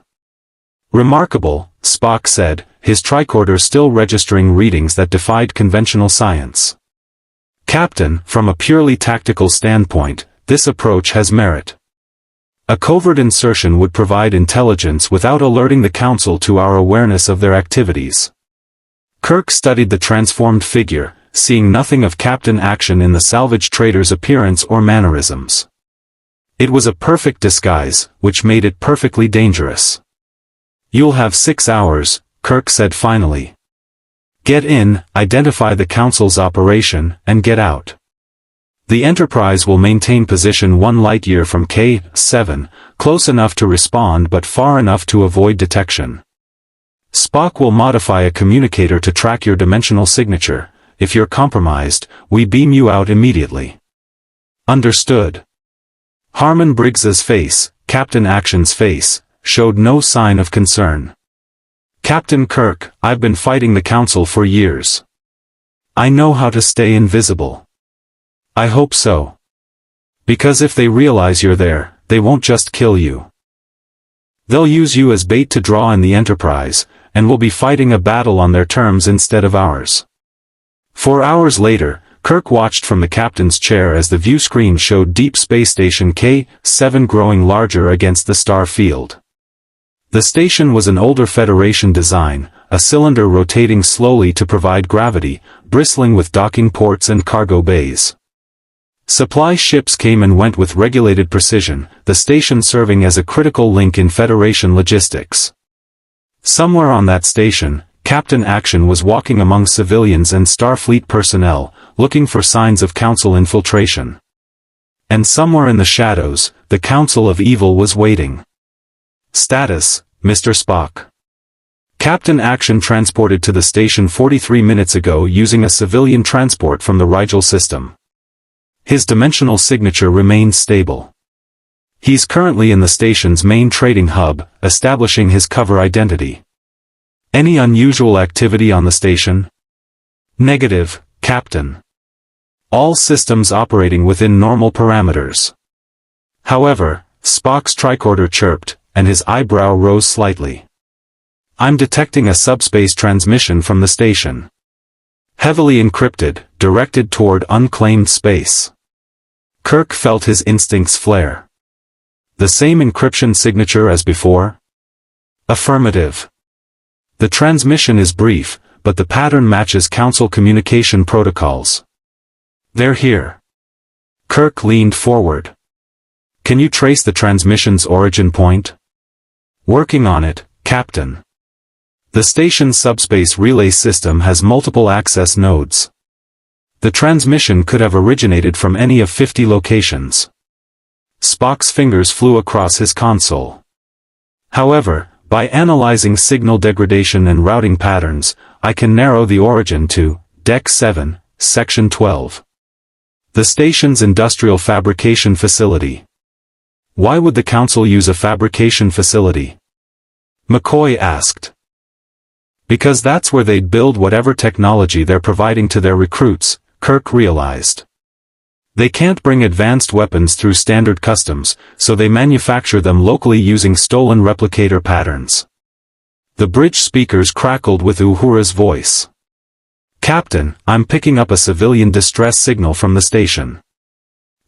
She paused, her expression tightening.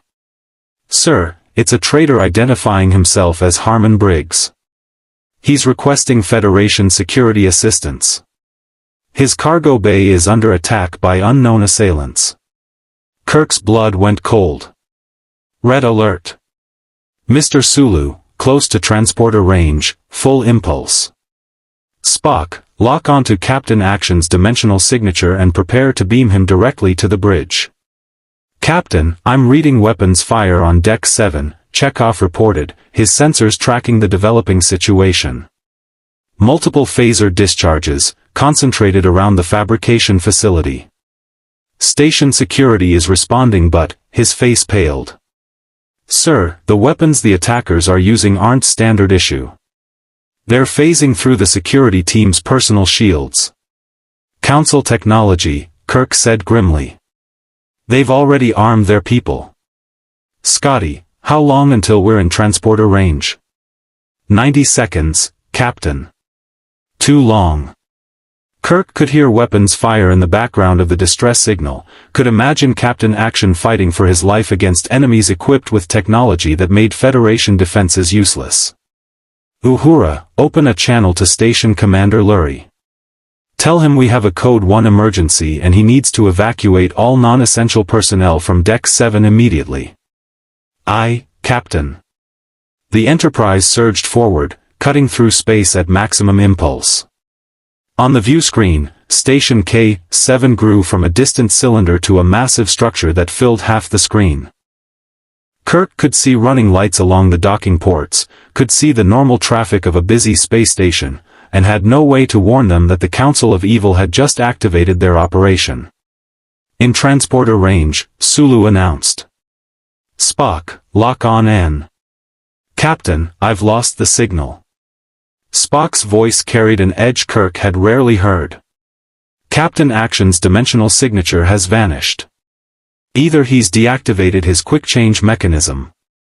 Or he's been hit by something that disrupted it, Kirk finished. Scotty, can you get a standard transporter lock on human life signs in that section? Aye, Captain, but there are 57 humans on Deck 7. Without a specific bio-sign pattern, I cannot tell which one is Captain Action. Kirk's mind raced through options, each one worse than the last. Beam everyone in the area aboard and sort it out later? That would alert the Council operatives that Starfleet was aware of them. Send a security team? They'd be outgunned by dimensional weapons. Go himself? The decision was taken out of his hands as the view screen erupted in light. A section of Station K-7's hull, Deck 7, Kirk realized with horrible certainty, exploded outward in a cascade of atmosphere and debris. Bodies tumbled into space, some in protective suits, others exposed to vacuum. Emergency transport. Kirk shouted. Lock onto all life signs in that section and beam them directly to cargo bays 1 through 3. Medical teams on standby. Damage control teams to seal hull breaches. Move. The Enterprise's transporters worked overtime, snatching survivors from the void before cold and decompression could kill them. Kirk watched the casualty count climb on the tactical display, 23, 31, 45. Too many. Far too many. Captain, Spock said quietly, I'm detecting Captain Action's dimensional signature again. He's among the survivors in Cargo Bay 2. Kirk was already moving. You have the con, Mr. Spock. McCoy, with me. They reached Cargo Bay 2 to find chaos, injured station personnel being triaged by medical staff, environmental suits being stripped off survivors, and security teams trying to establish order. Kirk found Captain Action near the far wall, his Harmon Briggs disguise flickering in and out like a malfunctioning hologram, blood streaming from a gash across his forehead. Report, Kirk said, kneeling beside the injured operative. Council operatives. At least 15 of them. Captain Action's voice was strained, the effort of maintaining his disguise clearly taking its toll. They were manufacturing weapons in the fabrication facility. When I tried to identify their supplier, they made me. Started shooting with dimensional phaser technology, goes right through shields, right through walls. I called for help, tried to lead them away from civilian areas, but they... He stopped as the disguise failed completely, Harmon Briggs's features dissolving to reveal Captain Action's true face. The dimensional belt sparked and went dark, damaged beyond immediate repair. They triggered the explosives they'd planted in the hull, Captain Action finished. Tried to blow me out into space along with anyone who might have witnessed their operation. I grabbed onto a structural beam, held my breath, and hoped your transporters were fast enough. McCoy ran his medical tricorder over Captain Action, his expression grim. Severe exposure trauma, internal bleeding, possible concussion. Jim, he needs surgery immediately. The council operatives? Kirk asked. Dead. Most of them, anyway. They were too close to the blast. But Captain Kirk, Captain Action grabbed Kirk's arm with surprising strength. They weren't alone. Someone on this station is coordinating with the council from a secure location. Someone with access to fabrication protocols, security systems, and station infrastructure. The people I encountered were just the muscle. The real threat is still out there. An explosion rocked the station, distant but powerful enough to make the Enterprise's deck plates vibrate. Kirk's communicator chirped immediately. Bridge to Captain, Spock's voice came through with Vulcan urgency. Station K-7 is reporting multiple hull breaches across 7 decks. Someone has planted explosives throughout the station's critical systems. Commander Lurie is ordering evacuation. Kirk felt reality crystallize into terrible clarity. The Council hadn't just infiltrated K-7, they were destroying it. And somewhere in the chaos, their coordinator was watching. All hands, this is the captain. Initiate emergency rescue operations. Transport all station personnel to any available space. This is a Code 1 evacuation scenario. He looked down at Captain Action, who despite his injuries was trying to stand. Captain Kirk, the dimensional warrior said, the Council doesn't destroy assets unless they've already gotten what they needed. Whatever they came to K-7 to accomplish, they've already done it. The Enterprise's corridors had become makeshift refugee camps. Over 800 station personnel crowded cargo bays, crew quarters, and even the ship's gymnasium as Kirk's crew worked to accommodate the sudden influx. On the view screen, Station K-7 burned, secondary explosions rippling through its structure as critical systems failed in cascading fashion. Kirk stood on the bridge, watching decades of Federation infrastructure die in silence. Commander Lurie had been among the last evacuated, transported directly to the bridge with his senior staff. The station commander looked like he'd aged 10 years in the past hour. They were here for 3 weeks, Lurie said, his voice hollow. 3 weeks, and we never knew. They posed as civilian contractors, maintenance workers, cargo handlers. They had perfect credentials, perfect cover stories. How were we supposed to know? You weren't, Kirk said, though the words offered little comfort. The Council of Evil specializes in infiltration. They've been perfecting their methods across multiple dimensions. Captain, Spock called from his science station, analysis of the explosive devices recovered from the station debris shows they were manufactured using Federation replicator technology, but with modifications that suggest dimensional engineering principles. The molecular bonds were reinforced at a quantum level, making them exponentially more powerful than conventional explosives. They built them right under our noses, Lurie said bitterly. Used our own fabrication facilities to create weapons that destroyed our station. Kirk turned to Commander Lurie. You said they were here for 3 weeks.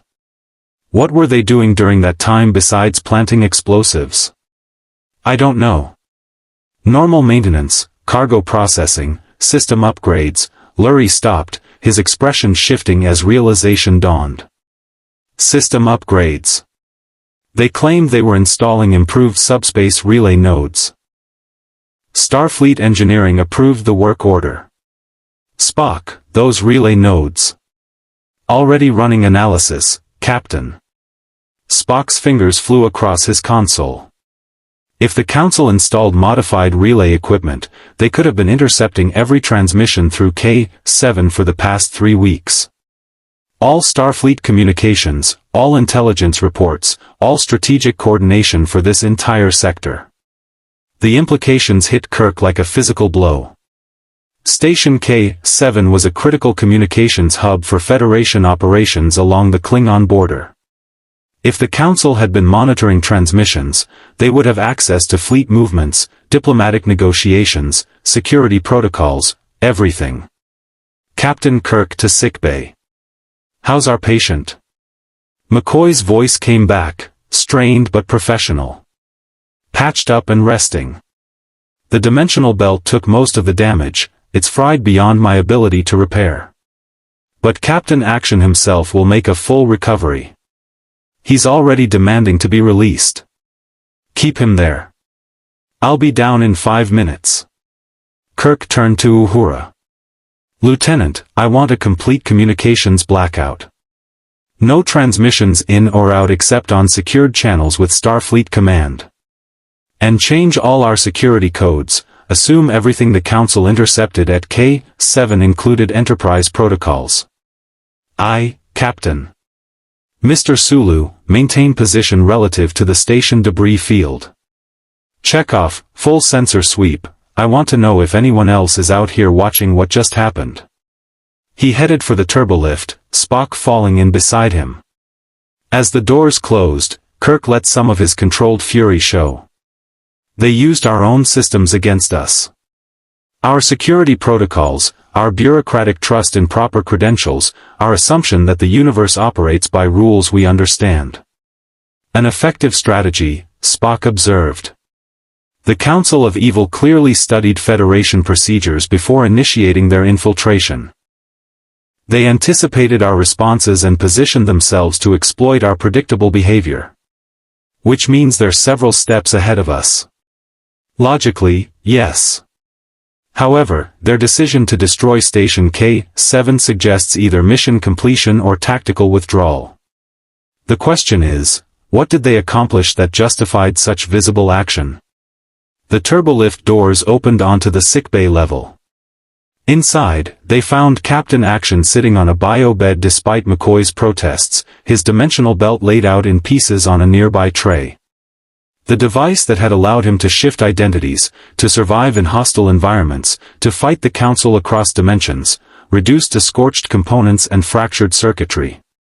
"Captain Kirk," Captain Action said, his voice stronger than expected for someone who'd been blown out of a space station an hour earlier.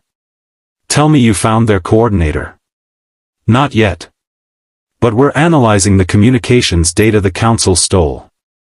Maybe that will tell us what they were really after." They were after more than data. Captain Action picked up one of the belt components, turning it over in his hands. "The explosion that breached the hull, I was right next to one of the charges when it detonated. Do you know why I survived?" Kirk shook his head. "Because the charge was deliberately weakened in that location. They wanted me injured, not killed. They wanted my belt damaged but recoverable." He looked up, and Kirk saw the grim understanding in his eyes. "They weren't trying to destroy the station, Captain. They were trying to capture me. But they failed," McCoy pointed out. "You're here, they're dead." "Are they?" Captain Action set down the component. "The Council doesn't work that way. The operatives I fought, the ones who died in the explosion, they were expendable assets. Soldiers, not strategic thinkers. The real Council operative, the coordinator, is still out there. And now they have something more valuable than my capture." "What?" Kirk asked. "Proof of concept. They've demonstrated that Federation installations can be compromised, that Starfleet security can be breached, and that dimensional technology can operate successfully in your universe. Every government in the quadrant is going to hear about what happened at K-7. The Klingon, the Romulans, independent powers, they'll all start wondering if the Council might offer them similar capabilities." Spock's communicator chirped. "Bridge to Mr. Spock." Sir, we've completed analysis of the subspace transmissions intercepted from K-7. There's something you need to see immediately. On my way. Spock turned to Kirk. Captain? They returned to the bridge to find Uhura's communication station displaying a complex data matrix. The lieutenant's expression was troubled. Sir, the transmissions the Council intercepted weren't random. They were specifically filtering for intelligence regarding Starfleet deployments, diplomatic negotiations with the Klingon Empire, and research projects related to dimensional physics. Show me the dimensional physics requests, Kirk ordered. The display shifted, showing a series of communications between Starfleet research and various science vessels. Kirk's blood ran cold as he read the contents. Memory Alpha, he said quietly. The Council was tracking communications about Memory Alpha. Memory Alpha, the Federation's central library facility, containing the sum total of Federation knowledge. Every scientific discovery, every historical record, every piece of information accumulated over centuries of exploration. If the Council of Evil gained access to that repository, they could learn everything about Federation technology, defensive capabilities, and strategic vulnerabilities, Spock finished. They would know more about the Federation than most Starfleet admirals. But Memory Alpha is protected, Commander Lurie said from where he stood near the science station. Security protocols, defensive shields, isolation from standard communication networks. It's one of the most secure facilities in Federation space. Protected against conventional threats, Captain Action said from the turbolift entrance. He'd followed them from sickbay, McCoy trailing behind with resigned exasperation. But the Council doesn't use conventional methods. If they have the communications data from K-7, they know the scheduled supply runs, security shift changes, administrative access codes, everything they need to plan an infiltration. Kirk activated the intercom. Kirk to engineering. Scotty, I need maximum warp. We're heading for Memory Alpha. Captain, the warp core has been running hot for 3 days. I need at least 4 hours for maintenance before. You have 30 minutes, Mr. Scott. After that, we're going to warp 9 whether the engines are happy about it or not. Aye, Captain. Scott out. The chief engineer's tone suggested he was already performing miracles to meet the deadline. Kirk turned to Captain Action.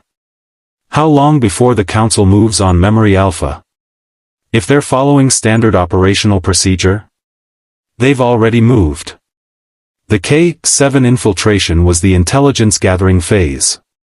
Now they'll have positioned assets at Memory Alpha while we've been distracted dealing with the station's destruction. By the time we arrive, they could already be inside. Then we need to move faster. Kirk sat in his command chair, mind racing through tactical scenarios. Spock, contact Memory Alpha. Maximum security alert. Tell them to lock down all external access and verify the identity of every person currently on the facility. Already transmitting, Captain. However, at this distance, the message will take 17 minutes to reach them. Their acknowledgement will take another 17 minutes to return. 34 minutes. More than enough time for the Council to complete their operation if they were already in position. Captain, Uhura said suddenly, I'm receiving a transmission. Audio only, same encryption signature as the Council's previous communications. It's addressing you specifically. Kirk's jaw tightened. On speakers. The voice that filled the bridge was different from Dr. Evil's, feminine, cultured, with an accent that seemed to shift between words as if the speaker existed in multiple languages simultaneously. Captain James T. Kirk of the Enterprise. I am Madam Malevolence, third chair of the Council of Evil. You've been quite troublesome, Captain. Destroying our dimensional gateway, turning our potential allies against us, interfering with our operations at Station K-7. Dr. Evil is most displeased. Then he should stop trying to invade our universe, Kirk replied evenly. Invade? How crude. We're not invading, Captain, we're investing. Your Federation is so young, so naive, so convinced that the universe can be understood through logic and science. You're children playing with toys you don't comprehend. We're here to help you grow up. By stealing our knowledge? By destroying our installations? By teaching you that survival requires more than high-minded ideals. Your precious Federation believes in peace, cooperation, the inherent worth of all sentient life. Noble concepts. But when the real threats emerge, and they will, Captain Kirk, those concepts will be weapons your enemies use against you. Kirk noticed Spock recording the transmission, analyzing voice patterns and background sounds for any intelligence they could extract. Every second Madame Malevolence talked was a second more they learned about the Council. What does the Council want with Memory Alpha? Knowledge, of course.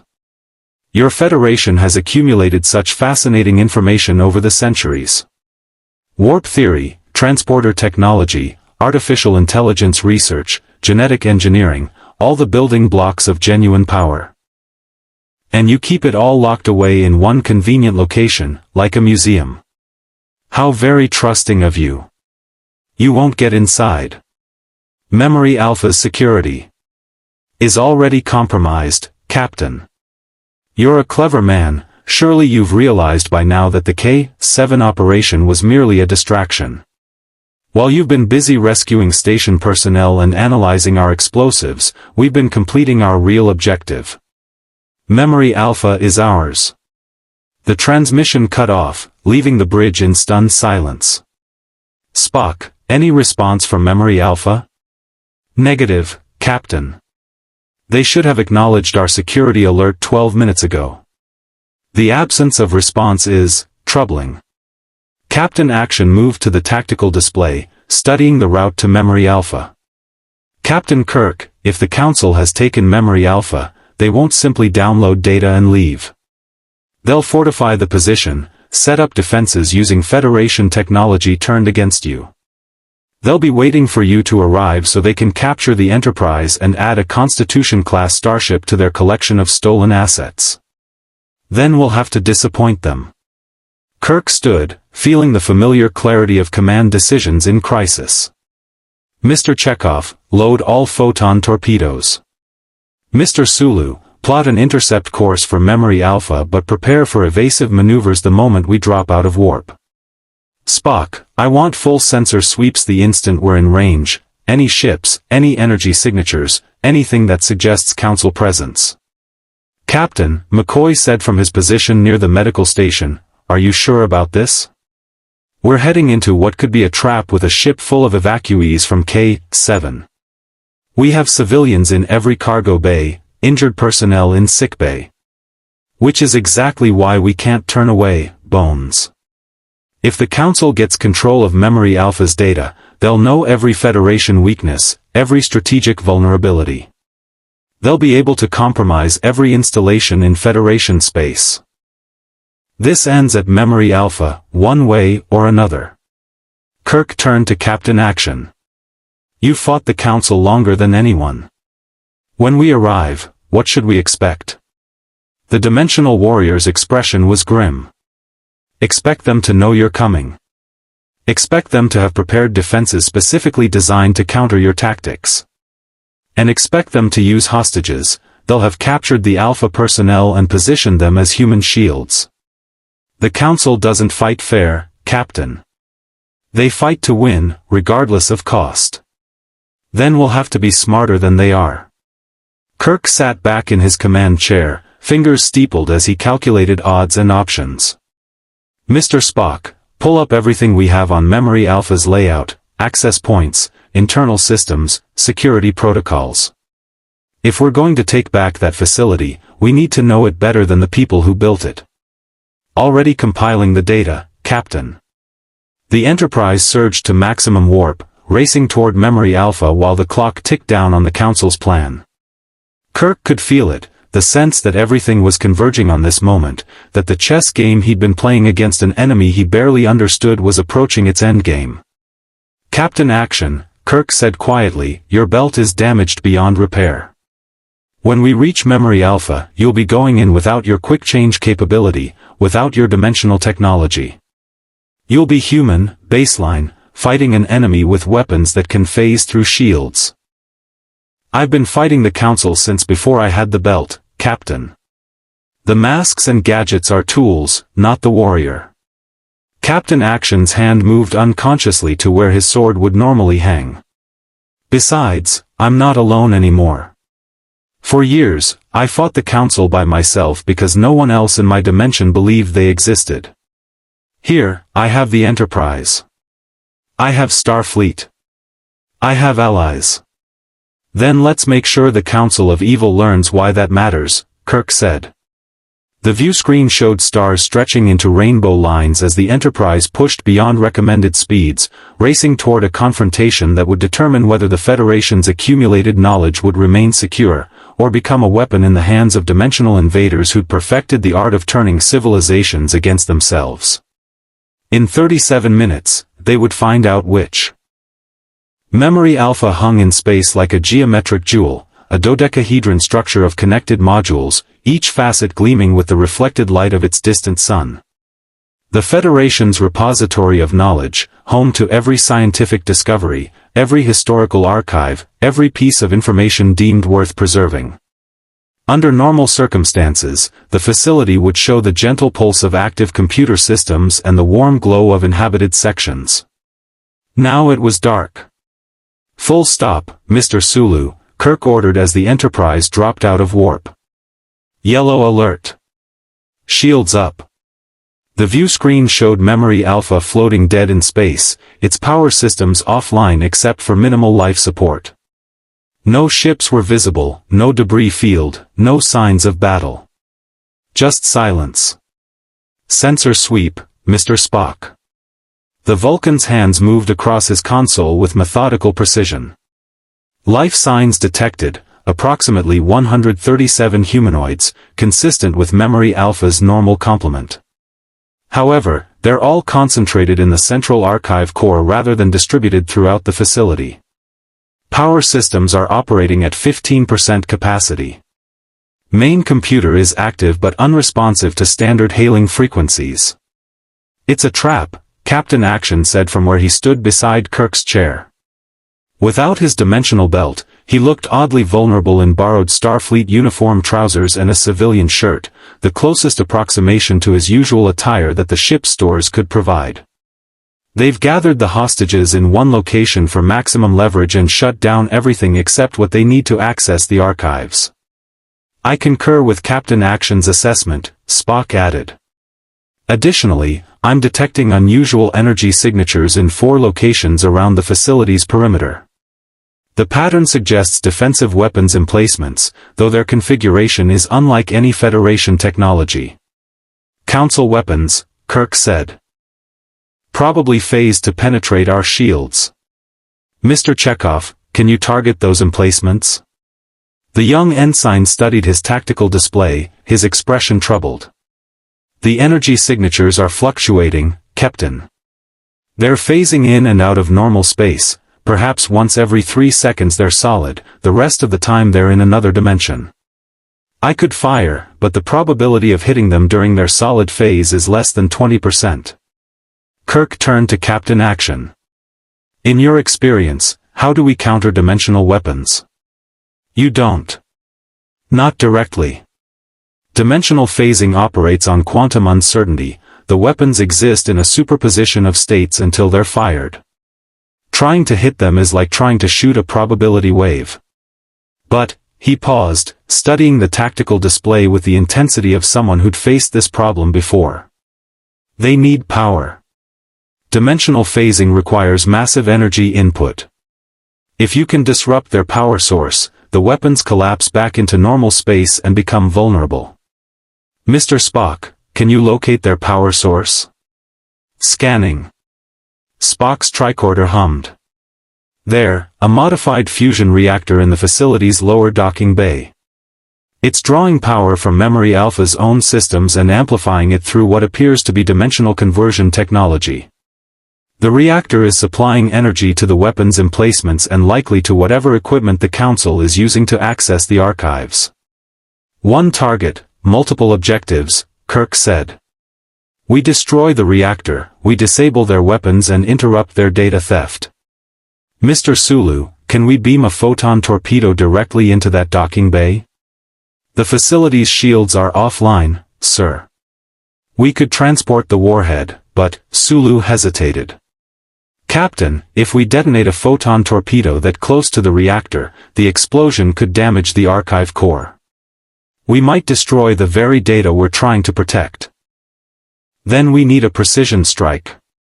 Kirk turned to his chief engineer, who joined them on the bridge once the Enterprise reached Memory Alpha. Scotty, what about a low-yield detonation? Just enough to disable the reactor without causing cascade failure?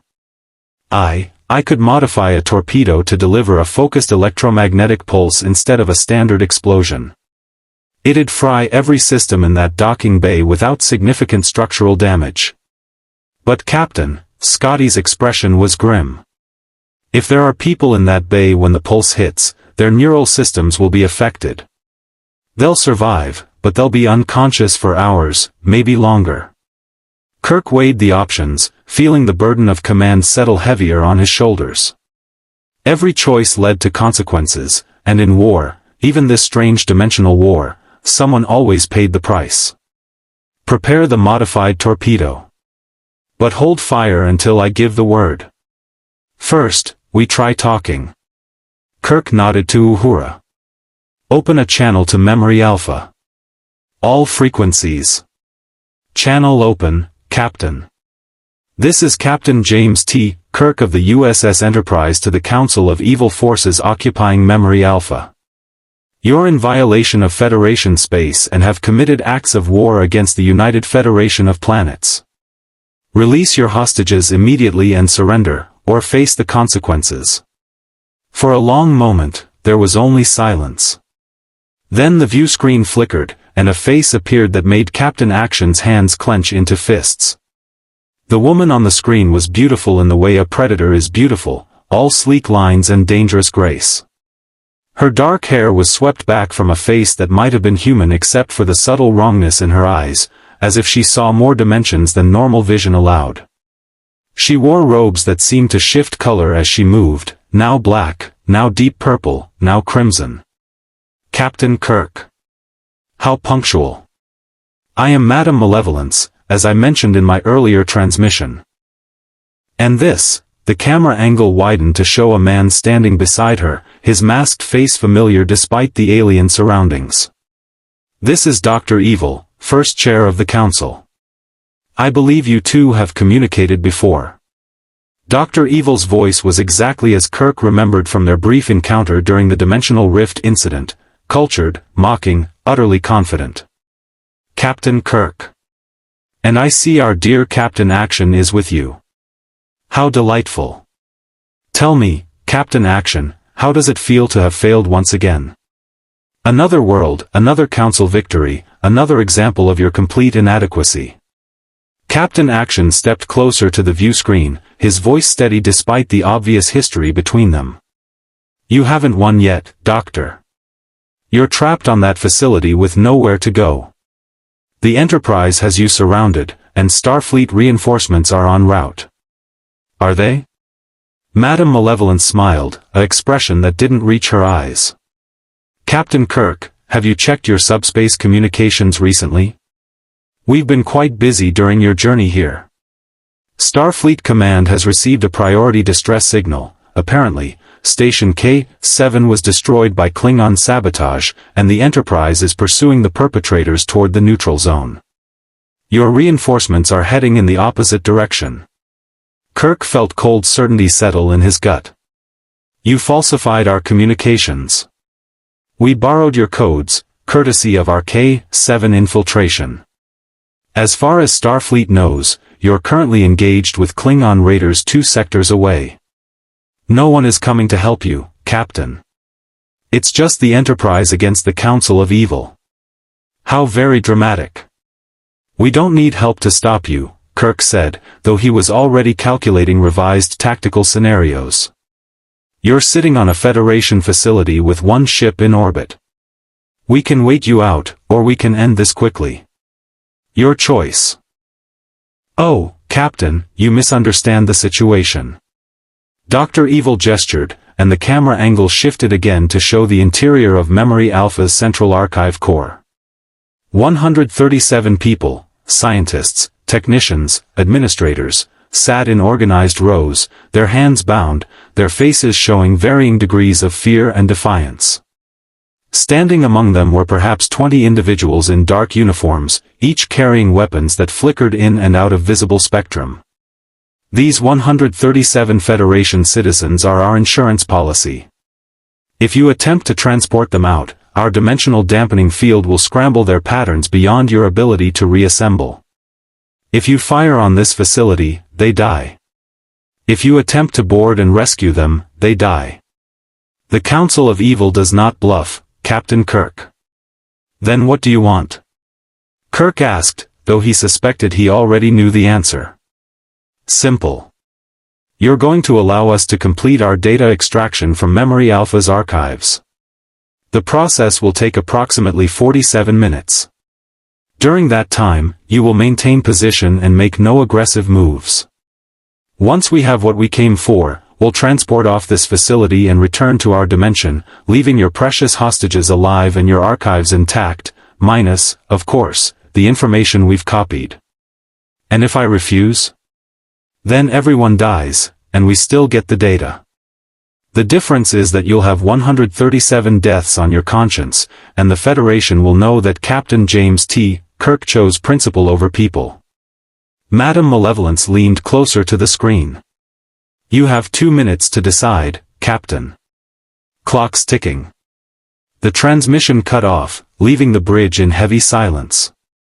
Kirk could feel his crew watching him, waiting for orders, trusting that he would find a way through the impossible situation.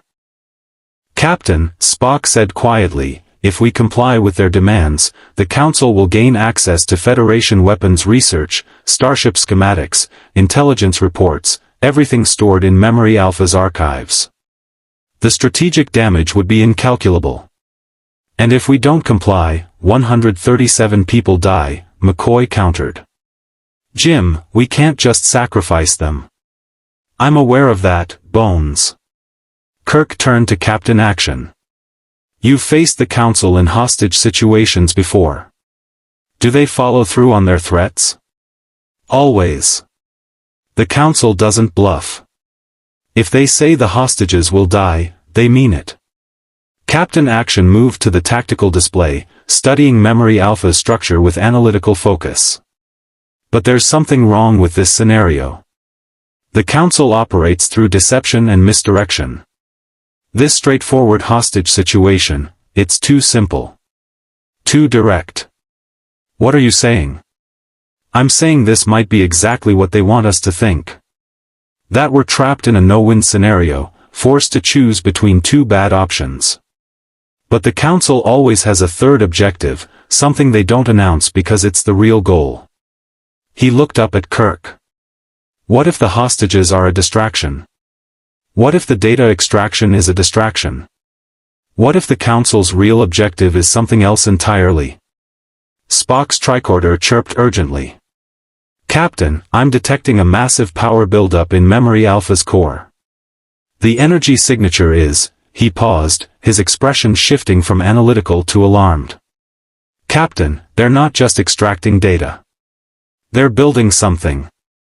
A dimensional gateway, similar to the rift we encountered at Epsilon Ceti but more stable.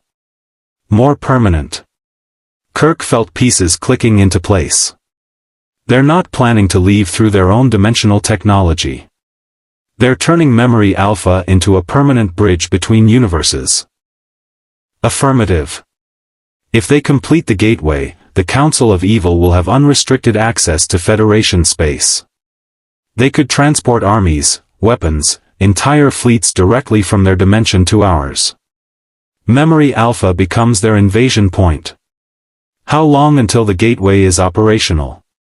At current power consumption rates, 43 minutes. Precisely matching the time frame they gave us for data extraction. Kirk stood, mind racing through options with cold tactical clarity. They couldn't transport the hostages out. They couldn't destroy the facility. They couldn't wait for reinforcements that weren't coming. And they couldn't allow the Council to complete their dimensional gateway. Captain Action, Kirk said, making his decision, how much do you know about Council dimensional technology? More than anyone in this universe. I've studied their equipment, analyzed their gateway mechanics, fought them at dimensional breach points across multiple realities. Why? Because we're going to do something they won't expect.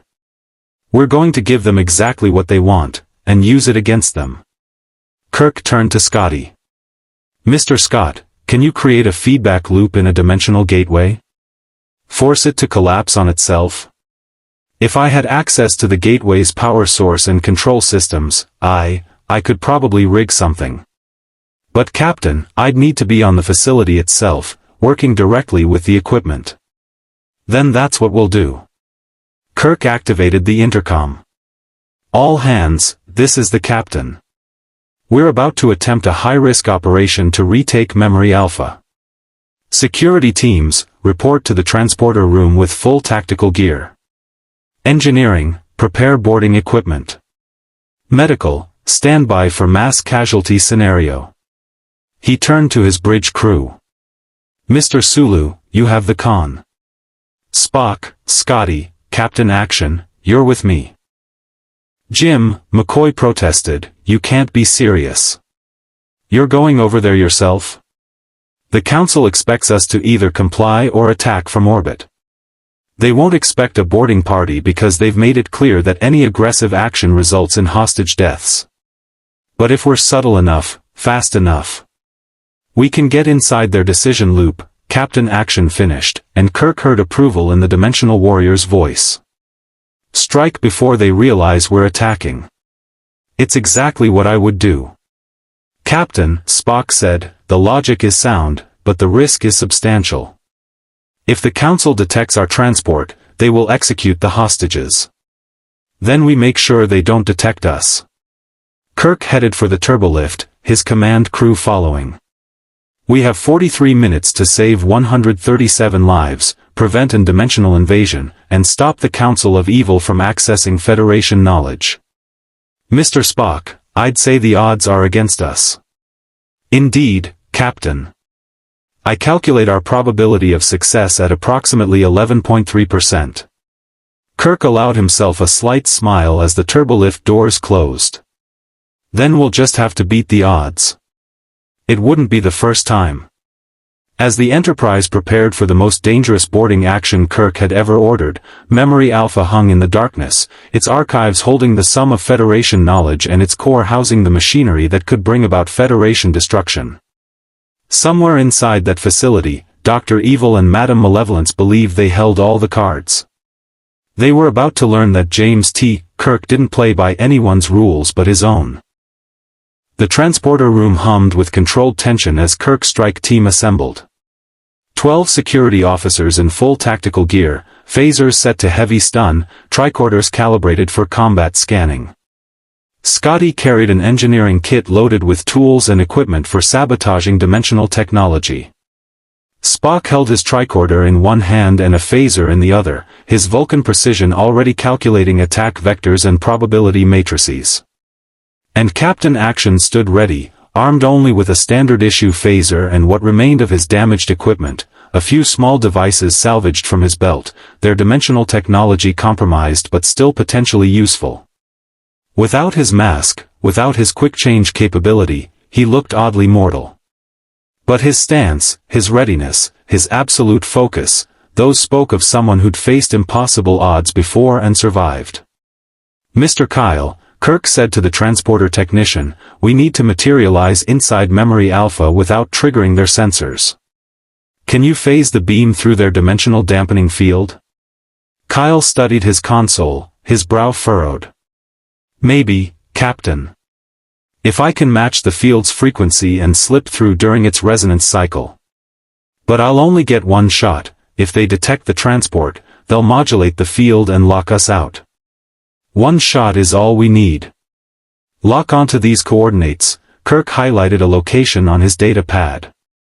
The service corridor adjacent to the central archive core. It's shielded by power conduits, which should mask our initial materialization. Aye, Captain. But sir, I can only transport 4 people simultaneously without increasing our energy signature above detection threshold. The rest will have to wait for a second beam. Kirk divided his team quickly. First wave, myself, Spock, Captain Action, and Mr. Scott. We establish a beachhead and secure the immediate area. Second wave, Lieutenant Michaels with Security Team Alpha. Third wave, Lieutenant O'Neill with Security Team Beta. He looked at his people, seeing determination in every face. We have one objective: get to that dimensional gateway and shut it down before the Council completes their invasion bridge. Everything else is secondary. Captain, Spock said quietly, what about the hostages? Once the gateway is disabled, the Council loses their strategic advantage. At that point, we can negotiate their release or mount a direct rescue. But if that gateway goes active, there won't be a Federation left to protect hostages. Kirk stepped onto the transporter pad. Energize. The familiar tingle of molecular disassembly washed over him, and reality dissolved into gold light and quantum uncertainty. Kirk felt the momentary disorientation of transport, sensed the phasing as Kyle threaded their patterns through the dimensional dampening field, and then solid deck plates under his boots. Dim emergency lighting. The metallic taste of recycled air in a facility running on minimal life support.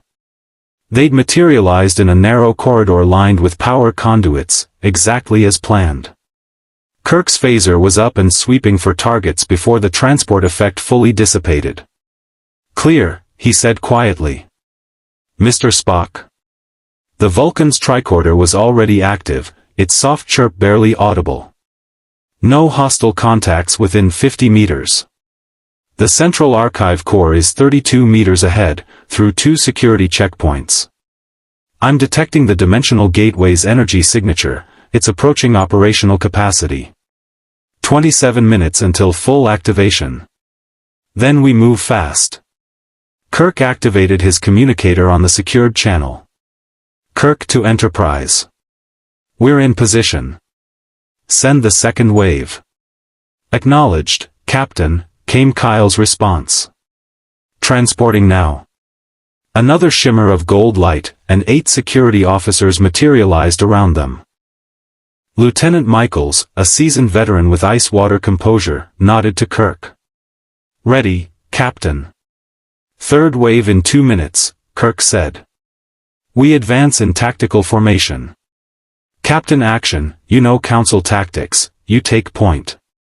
Spock, sensors and tactical analysis. Scotty, once we reach the gateway, you're on sabotage duty. Questions? Just one, Captain Action said, checking his phaser's power cell. When we encounter Council operatives, are we taking prisoners or are we ending this permanently? Kirk met his eyes. Starfleet doesn't execute prisoners. We stun, we capture, we prosecute under Federation law. Even dimensional terrorists who've destroyed 17 civilizations. Especially them. Because the moment we abandon the rule of law, we prove the Council right, that civilization is just a facade and underneath we're all capable of the same brutality. Captain Action was silent for a moment, then nodded. Your universe, your rules, Captain.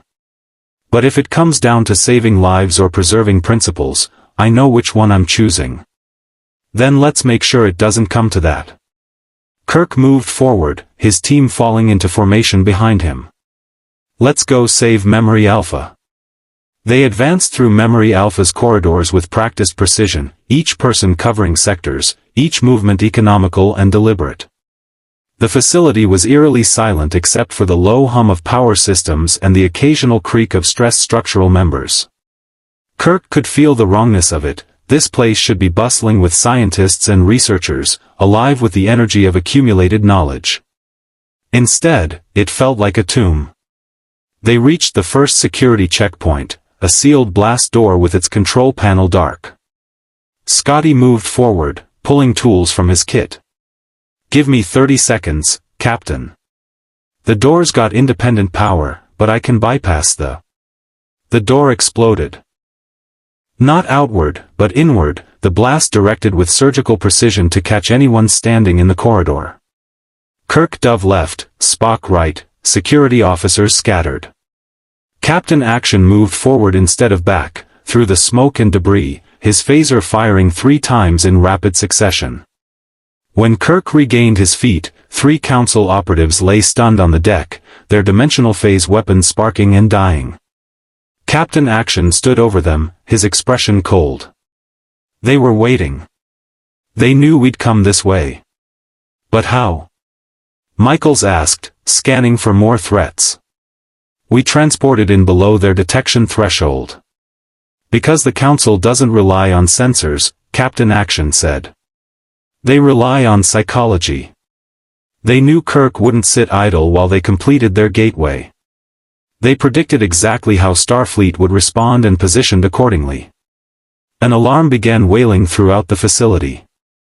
Lights flickered from red to amber emergency protocols. Over the facility's intercom, Madame Malevolence's voice rang out. Captain Kirk. How disappointing. I gave you clear instructions, and you chose to disregard them. Very well. Execute Hostage Protocol 7. From somewhere ahead, the direction of the Central Archive Core, came the sharp crack of phaser fire. Then screaming. Kirk's blood ran cold. Move! Double time to the Archive Core. They ran, tactical formation abandoned for speed. Through corridors, past sealed doors, around corners where Kirk expected ambush at any moment. The screaming had stopped, replaced by something worse, silence. They burst into the Central Archive Core to find chaos. The 137 hostages were still there, but now they were surrounded by containment fields, individual force bubbles that trapped each person in a confined space barely large enough to stand. The fields glowed with that familiar blue-white dimensional energy, clearly Council technology. And standing among them, weapons raised, were Dr. Evil's operatives. But it was the gateway that dominated the space.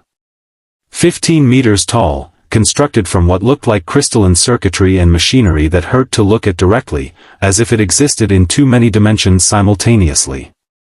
Power arced between connection points, and through the gateway's circular aperture, Kirk could see another universe.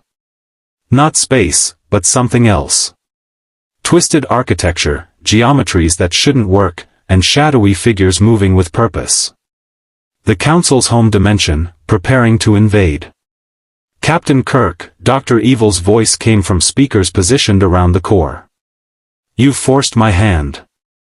I really hoped we could handle this civilly, but you Starfleet types always insist on heroics. Madame Malevolence, demonstrate our commitment. The woman appeared from behind a bank of equipment, her hands moving across a control panel. One of the containment fields, surrounding a young Vulcan woman who couldn't have been more than 20, began to pulse. Stop! Kirk shouted, his phaser aimed at Madame Malevolence. But he knew he couldn't fire, too many hostages between him and the target, too much risk of hitting innocents. Captain Kirk, this is your fault, Madame Malevolence said calmly. You were given a choice. Comply and everyone lives. Resist and... The containment field collapsed with a sound like reality tearing. The Vulcan woman fell to the deck, gasping, her body racked with dimensional instability. The field hadn't just disappeared, it had inverted, exposing her to dimensional radiation that no living being should experience. Doctor! Kirk shouted, and McCoy's voice came back over the communicator from the Enterprise. Jim, I'm reading the bio signs. That woman needs immediate medical attention or she'll die from dimensional poisoning within minutes. You have 2 choices, Captain, Dr. Evil said, now visible standing at the gateway's base. His masked face was impossible to read, but his body language radiated confidence. Retreat and allow us to complete our work, or continue your assault and watch as I collapse every containment field in this room. 136 more people exposed to lethal dimensional radiation. Your move. Kirk felt time compress into crystalline clarity. Every tactical option ran through his mind in microseconds. Retreat meant the gateway opened and the Council invaded. Attack meant hostages died. Wait meant the same outcome, just slower. There was no winning move. Unless... Mr. Spock, Kirk said quietly, his phaser still aimed at the Council operatives, those containment fields are dimensional technology. They're powered by the same reactor supplying the gateway. Affirmative, Captain. If we disable the reactor, the fields collapse and everyone dies, Madam Malevolence finished. You're not as clever as you think, Captain Kirk. We've considered every option. You've lost. Captain Action, Kirk said, ignoring her, in your experience, can dimensional technology be overloaded? Forced to feedback on itself? Captain Action's eyes widened slightly as he understood. If you flood the system with incompatible energy signatures, yes. The dimensional matrices can't process conflicting quantum states. They collapse, violently. How violently? Enough to destroy the gateway. And everything within 50 meters. Including the hostages, Dr. Evil observed. You're describing a suicide attack, Captain Action. How very unlike you. Usually, you're the one who survives while everyone else dies. Kirk saw Captain Action's jaw tighten, saw old pain surface in his eyes. Whatever history existed between the Dimensional Warrior and Dr. Evil, it was personal and deep. Mr. Scott, Kirk said, making his decision, can you cause that kind of overload? Captain. If I can access the gateway's power distribution node and reverse the phase variance, I can create a cascading quantum collapse. But, Scotty's voice was grim. There's no way to make it selective. Everyone in the blast radius dies, us included. Not everyone, Spock said suddenly. Captain, the Enterprise's transporter can lock onto the hostages' biosigns through the containment fields. If we coordinate the quantum collapse with a mass emergency transport, the dimensional instability will scramble the patterns, Madam Malevolence interrupted. You can't transport through our dampening field, remember? That was the whole point. Actually, Captain Action said, pulling one of his salvage devices from his belt, you can transport through the field. If you know the right frequency. He activated the device, and it pulsed with familiar blue-white energy. Dimensional resonator. Designed to penetrate Council dampening technology. It's not strong enough to transport me anymore, but it could boost the Enterprise's transporter signal, Kirk finished. Mr. Kyle, are you hearing this? Captain, the transporter chief's voice came back. If Captain Action can create a resonance window, I can punch through their dampening field. But I'll need at least 15 seconds of stable resonance to lock onto 136 individual biosigns and transport them simultaneously. And Captain, Kyle's voice carried strain. That's beyond our normal capacity. I'll be pushing the transporter to its absolute limits. Then push it, Mr. Kyle. Coordinate with Mr. Scott on timing. When Scotty triggers the quantum collapse, you have 15 seconds to beam out every hostage. Not 14 seconds. Not 16. 15. Understood, Captain. Dr. Evil's posture had shifted subtly. For the first time since Kirk had encountered the Council, he saw uncertainty in the masked villain's stance. You're bluffing. You won't sacrifice yourselves and risk losing those hostages. You're right, Kirk said. I won't sacrifice the hostages. But I will sacrifice myself if that's what it takes to stop you. He looked at his crew, saw the same determination reflected back. Because that's what Starfleet does. We put ourselves between danger and those who can't defend themselves. You wouldn't understand that, Doctor. The Council operates from fear and domination. We operate from something you've never experienced, hope. Hope, Madam Malevolence said mockingly. What a quaint concept. Hope doesn't stop dimensional gateways. Hope doesn't defeat the Council of Evil. Hope is what weak civilizations cling to when they've already lost. Then let me show you what hope looks like, Kirk said, and nodded to Scotty. The engineer moved with the speed of someone who'd spent a lifetime in crisis situations. His hands flew across the gateway's control interface, bypassing security protocols, rerouting power distribution, building the cascade that would tear the dimensional technology apart. Council operatives moved to stop him, but Kirk's security team opened fire, phasers set to maximum stun. The archive core erupted in weapons fire, energy bolts crossing in deadly precision. Spock's shots were perfect, calculated trajectories that took down targets without risking hostage casualties. Lieutenant Michaels and her team advanced in covering formation, forcing the Council operatives back. And Captain Action moved like water through obstacles, using every bit of his training to close the distance to Dr. Evil. The masked villain raised his dimensional weapon, but Captain Action was faster. He struck the weapon from Dr. Evil's hand and drove a fist into the villain's masked face with decades of pent-up fury behind it. "This ends," Captain Action said. "No more civilizations destroyed. No more worlds burned. This time, you lose." Dr. Evil staggered back, his mask cracked, revealing a face that was surprisingly human, middle-aged, weathered, with eyes that held intelligence and absolute conviction. "You think this ends me? I've survived across 17 dimensions, Captain Action. I'll survive this one too. Not this time." Scotty's voice rang out over the chaos. "Captain, cascade is building. 30 seconds to quantum collapse." "Mr. Kyle, are you locked on?" Kirk demanded. "Getting there, Captain. I've got 80% of the hostages, need another 5 seconds." "You don't have 5 seconds, Madam Malevolence said, and she slammed her hand down on an emergency control. The gateway surged with power, its activation accelerating beyond predicted time frames. Through the aperture, Kirk could see the other dimension more clearly now, massive structures, weapons platforms, ships that defied physics. An entire invasion force waiting to cross. 20 seconds. Scotty shouted. "Still locking." Kyle's voice was strained. The dimensional gateway began to stabilize, its edge becoming solid and defined. Council reinforcements were seconds from crossing through. The quantum collapse was building but might not trigger before the invasion commenced.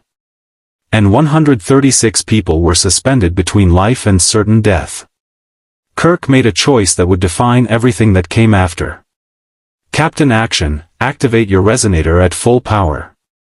Boost Kyle's signal as much as possible. Captain, at full power, the device will burn out in seconds. And without it. Do it." Captain Action didn't hesitate. He triggered the dimensional resonator, and it flared with blinding blue-white light. The dampening field buckled, twisted, and for exactly 15 seconds, it disappeared entirely. "I've got them." Kyle's voice shouted. "All hostages, transporting now." Gold light erupted throughout the archive core as 136 people vanished in the largest simultaneous transport Kirk had ever witnessed. The transporter system screamed with overload, but it held, barely. 10 seconds to quantum collapse. Scotty yelled, already running for the exit. "Enterprise, beam us out." Kirk ordered. "Negative, Captain." Kyle's voice came back, and Kirk heard the panic in it. "The transporter is overheating from the mass evacuation. I need 60 seconds to cycle the system or it'll explode." 60 seconds. They had 10. "Go!" Kirk shouted to his crew. "Everyone out, now." Security teams ran. Spock moved with Vulcan efficiency toward the exit. Scotty was already gone, his engineer's instincts recognizing lost causes when he saw them. But Captain Action stood still, the dimensional resonator burning in his hand, his eyes locked on Dr. Evil. "Come on. Kirk grabbed the dimensional warrior's arm. "We have to move." "No." Captain Action pulled free, and Kirk saw absolute certainty in his face. "I can stop the gateway. If I channel the resonator's energy directly into the quantum collapse, I can accelerate the cascade. Destroy the gateway before any Council forces cross through. You'll die." "Yes." Captain Action smiled, and it was peaceful. "I've been fighting the Council across dimensions for years, Captain Kirk. Always alone, always one step behind, always arriving too late to save the civilizations they destroyed. But here, now, I can actually stop them. I can make sure they never get their invasion. One life to save billions. That's not a sacrifice. That's mathematics." 5 seconds, came Scotty's distant shout. Kirk could see the logic. Could see that Captain Action was right, one man's death versus an entire universe's survival. It was the kind of calculation Spock would approve of, the kind of choice commanders made in war. But it was also wrong. "Not alone," Kirk said, and drew his phaser. "If you're staying, then I'm." Captain Action moved with the speed of someone who trained for decades in combat. His fist caught Kirk in the solar plexus, driving the air from his lungs and doubling him over. Then he activated his communicator. "Enterprise, 1 to beam up. Emergency transport." "No," Kirk tried to say, but the transport beam caught him, pulling him away from Memory Alpha, away from the quantum collapse, away from Captain Action standing alone before the dimensional gateway. The last thing Kirk saw before the transport completed was Captain Action shoving the burning dimensional resonator directly into the gateway's control matrix, his silhouette backlit by dimensional energy that was already tearing reality apart. Then Kirk was on the Enterprise's bridge, Spock catching him as he materialized, the view screen showing Memory Alpha as the facility lit up from inside with light that shouldn't exist. The quantum collapse triggered. The dimensional gateway exploded. And Memory Alpha's central archive core simply ceased to exist, erased from reality as competing quantum states annihilated each other. When the light faded, Memory Alpha still stood, damaged, but intact. The hostages were safe aboard the Enterprise. The Council's invasion had been stopped. And Captain Action was gone. The Enterprise's observation lounge had never felt so empty. Kirk stood at the viewport, watching as Starfleet recovery teams moved through Memory Alpha's damaged sections. The facility would take months to repair, but the archives had survived, protected by redundant systems and the fact that the quantum collapse had been contained to the central core. The sum of Federation knowledge remained intact. The cost of that preservation stood at one life. Behind him, the door chimed. "Come," Kirk said, not turning from the window. Spock entered, carrying a data pad and what appeared to be salvaged equipment. "Captain, the engineering teams have completed their analysis of the dimensional gateway's remains. The quantum collapse was total, no Council technology survived, and the dimensional bridge was permanently severed. Dr. Evil and Madam Malevolence's biosigns were detected outside the facility moments before the collapse. They transported away, presumably back to their own dimension through backup technology. They escaped. Yes. However, their invasion has been prevented, and the Federation now has extensive data on Council dimensional signatures. We will be able to detect future incursion attempts and potentially track their movements across dimensional boundaries." Kirk finally turned from the viewport. "And Captain Action?" Spock's expression remained neutral, but Kirk had served with him long enough to read the subtle signs of regret. No biosigns detected. The dimensional resonator's energy output, combined with the quantum collapse, would have resulted in complete molecular disintegration. There is no possibility of survival. He knew that. He chose it anyway. Indeed. From a purely logical standpoint, his sacrifice ensured the mission's success with minimal Federation casualties. One life exchanged for the preservation of the Federation and the protection of 136 hostages. The mathematics are sound. The mathematics, Kirk repeated, his voice carrying an edge. Is that all it is to you, Spock? An equation? The Vulcan was silent for a long moment before responding. No, Captain. It is not merely an equation. Captain Action demonstrated a principle that transcends logic, the willingness to give everything for those he had known for less than a week. For a universe that was not even his own. That is not mathematics. That is something far more significant. Kirk nodded slowly, feeling the weight of command settle differently than before. He said hope was what mattered. That the Council operates from fear and domination, but we operate from hope.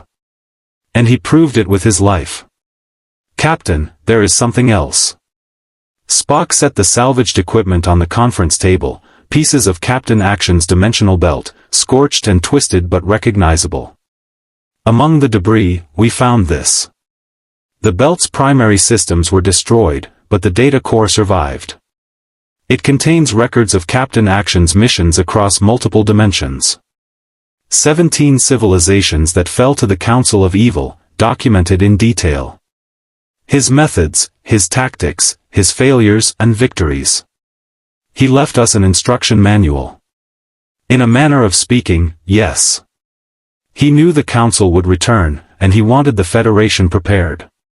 This data represents decades of hard-won experience fighting dimensional threats. It is perhaps his most valuable gift to us. Kirk picked up one of the belt fragments, turning it over in his hands. The metal was still warm, as if it retained some echo of the man who'd worn it. Have Dr. McCoy add it to the official record. And Spock, make sure everyone knows what Captain Action did here. Not just in the reports, but in the telling. Heroes deserve to be remembered. I shall ensure his actions are properly documented, Spock said. Though I suspect his legacy will extend beyond documentation. The 136 people he saved will carry his story forward. The Federation will study his methods and prepare for future Council incursions. And his example, the willingness to sacrifice everything for principles one believes in, that will resonate through Starfleet for generations. The door chimed again, and McCoy entered without waiting for acknowledgement. Jim, I just finished debriefing the Memory Alpha hostages. That Vulcan woman, the one Madame Malevolence nearly killed, she's asking to speak with you. Send her in. A young Vulcan entered, her movement still slightly unsteady from her ordeal but her bearing dignified. Captain Kirk. I am Tsena, Archival Specialist, 3rd Class. I wish to express gratitude for my rescue and to inquire about the individual who enabled our survival. Captain Action saved all of you, Kirk said. And gave his life doing it. Tsena's face remained composed, but Kirk detected emotion beneath the Vulcan control. Then I wish to propose that Memory Alpha's reconstructed Central Archive core be dedicated to his memory. He preserved our repository of knowledge, and it seems fitting that his sacrifice be permanently recorded within the very archives he died to protect. Kirk looked at Spock, who gave an almost imperceptible nod of approval. I think that's an excellent idea, Tsena. The Council of Evil tried to turn our accumulated knowledge into a weapon. Captain Action ensured it would remain what it was always meant to be, a tool for understanding, discovery, and peace. There is a human saying, Tsena said carefully, greater love has no one than this, to lay down one's life for one's friends. Captain Action died for people he had never met, in a universe not his own, for ideals he embraced in mere days. That is not logic, Captain Kirk. That is something beyond logic, something that even we Vulcans acknowledge as profound. After Tsena departed, Kirk found himself alone with his 2 closest friends in the observation lounge. The stars stretched endlessly beyond the viewport, infinite possibilities waiting to be explored. He arrived here by accident, Kirk said quietly. A transporter malfunction, a dimensional rift, pure chance. And in less than a week, he changed everything. Prevented a war between the Federation and Klingon, stopped interdimensional invasion, and gave us the tools to fight threats we didn't even know existed. Not by accident, Jim, McCoy said. By choice. He could have demanded we find a way to send him home. Could have walked away and let us handle our own problems. But he stayed and fought because that's what heroes do, they see a need and they fill it, regardless of personal cost. The Council will return, Spock observed. Dr. Evil and Madam Malevolence escaped, and the Council of Evil operates across multiple dimensions. This was a victory, but not an ending. No, Kirk agreed. But when they return, we'll be ready. We have Captain Action's data, his methods, his example. We know what we're facing and what it takes to stop them. The Council of Evil operates through fear and deception. We'll counter them with hope and truth. And masks of our own, McCoy added with grim humor. Lord knows Starfleet will probably create an entire division dedicated to counterdimensional warfare after this. Kirk smiled slightly at that. Knowing Starfleet bureaucracy, they'll spend 6 months arguing about the name. But you're right, Bones. The galaxy changed this week. We learned that the universe is bigger and more dangerous than we imagined. That threats can come from dimensions we can't even see. But we also learned that heroism isn't bound by universe or origin, it's a choice, and that choice matters. The three men stood in contemplative silence, each processing what they'd witnessed in their own way.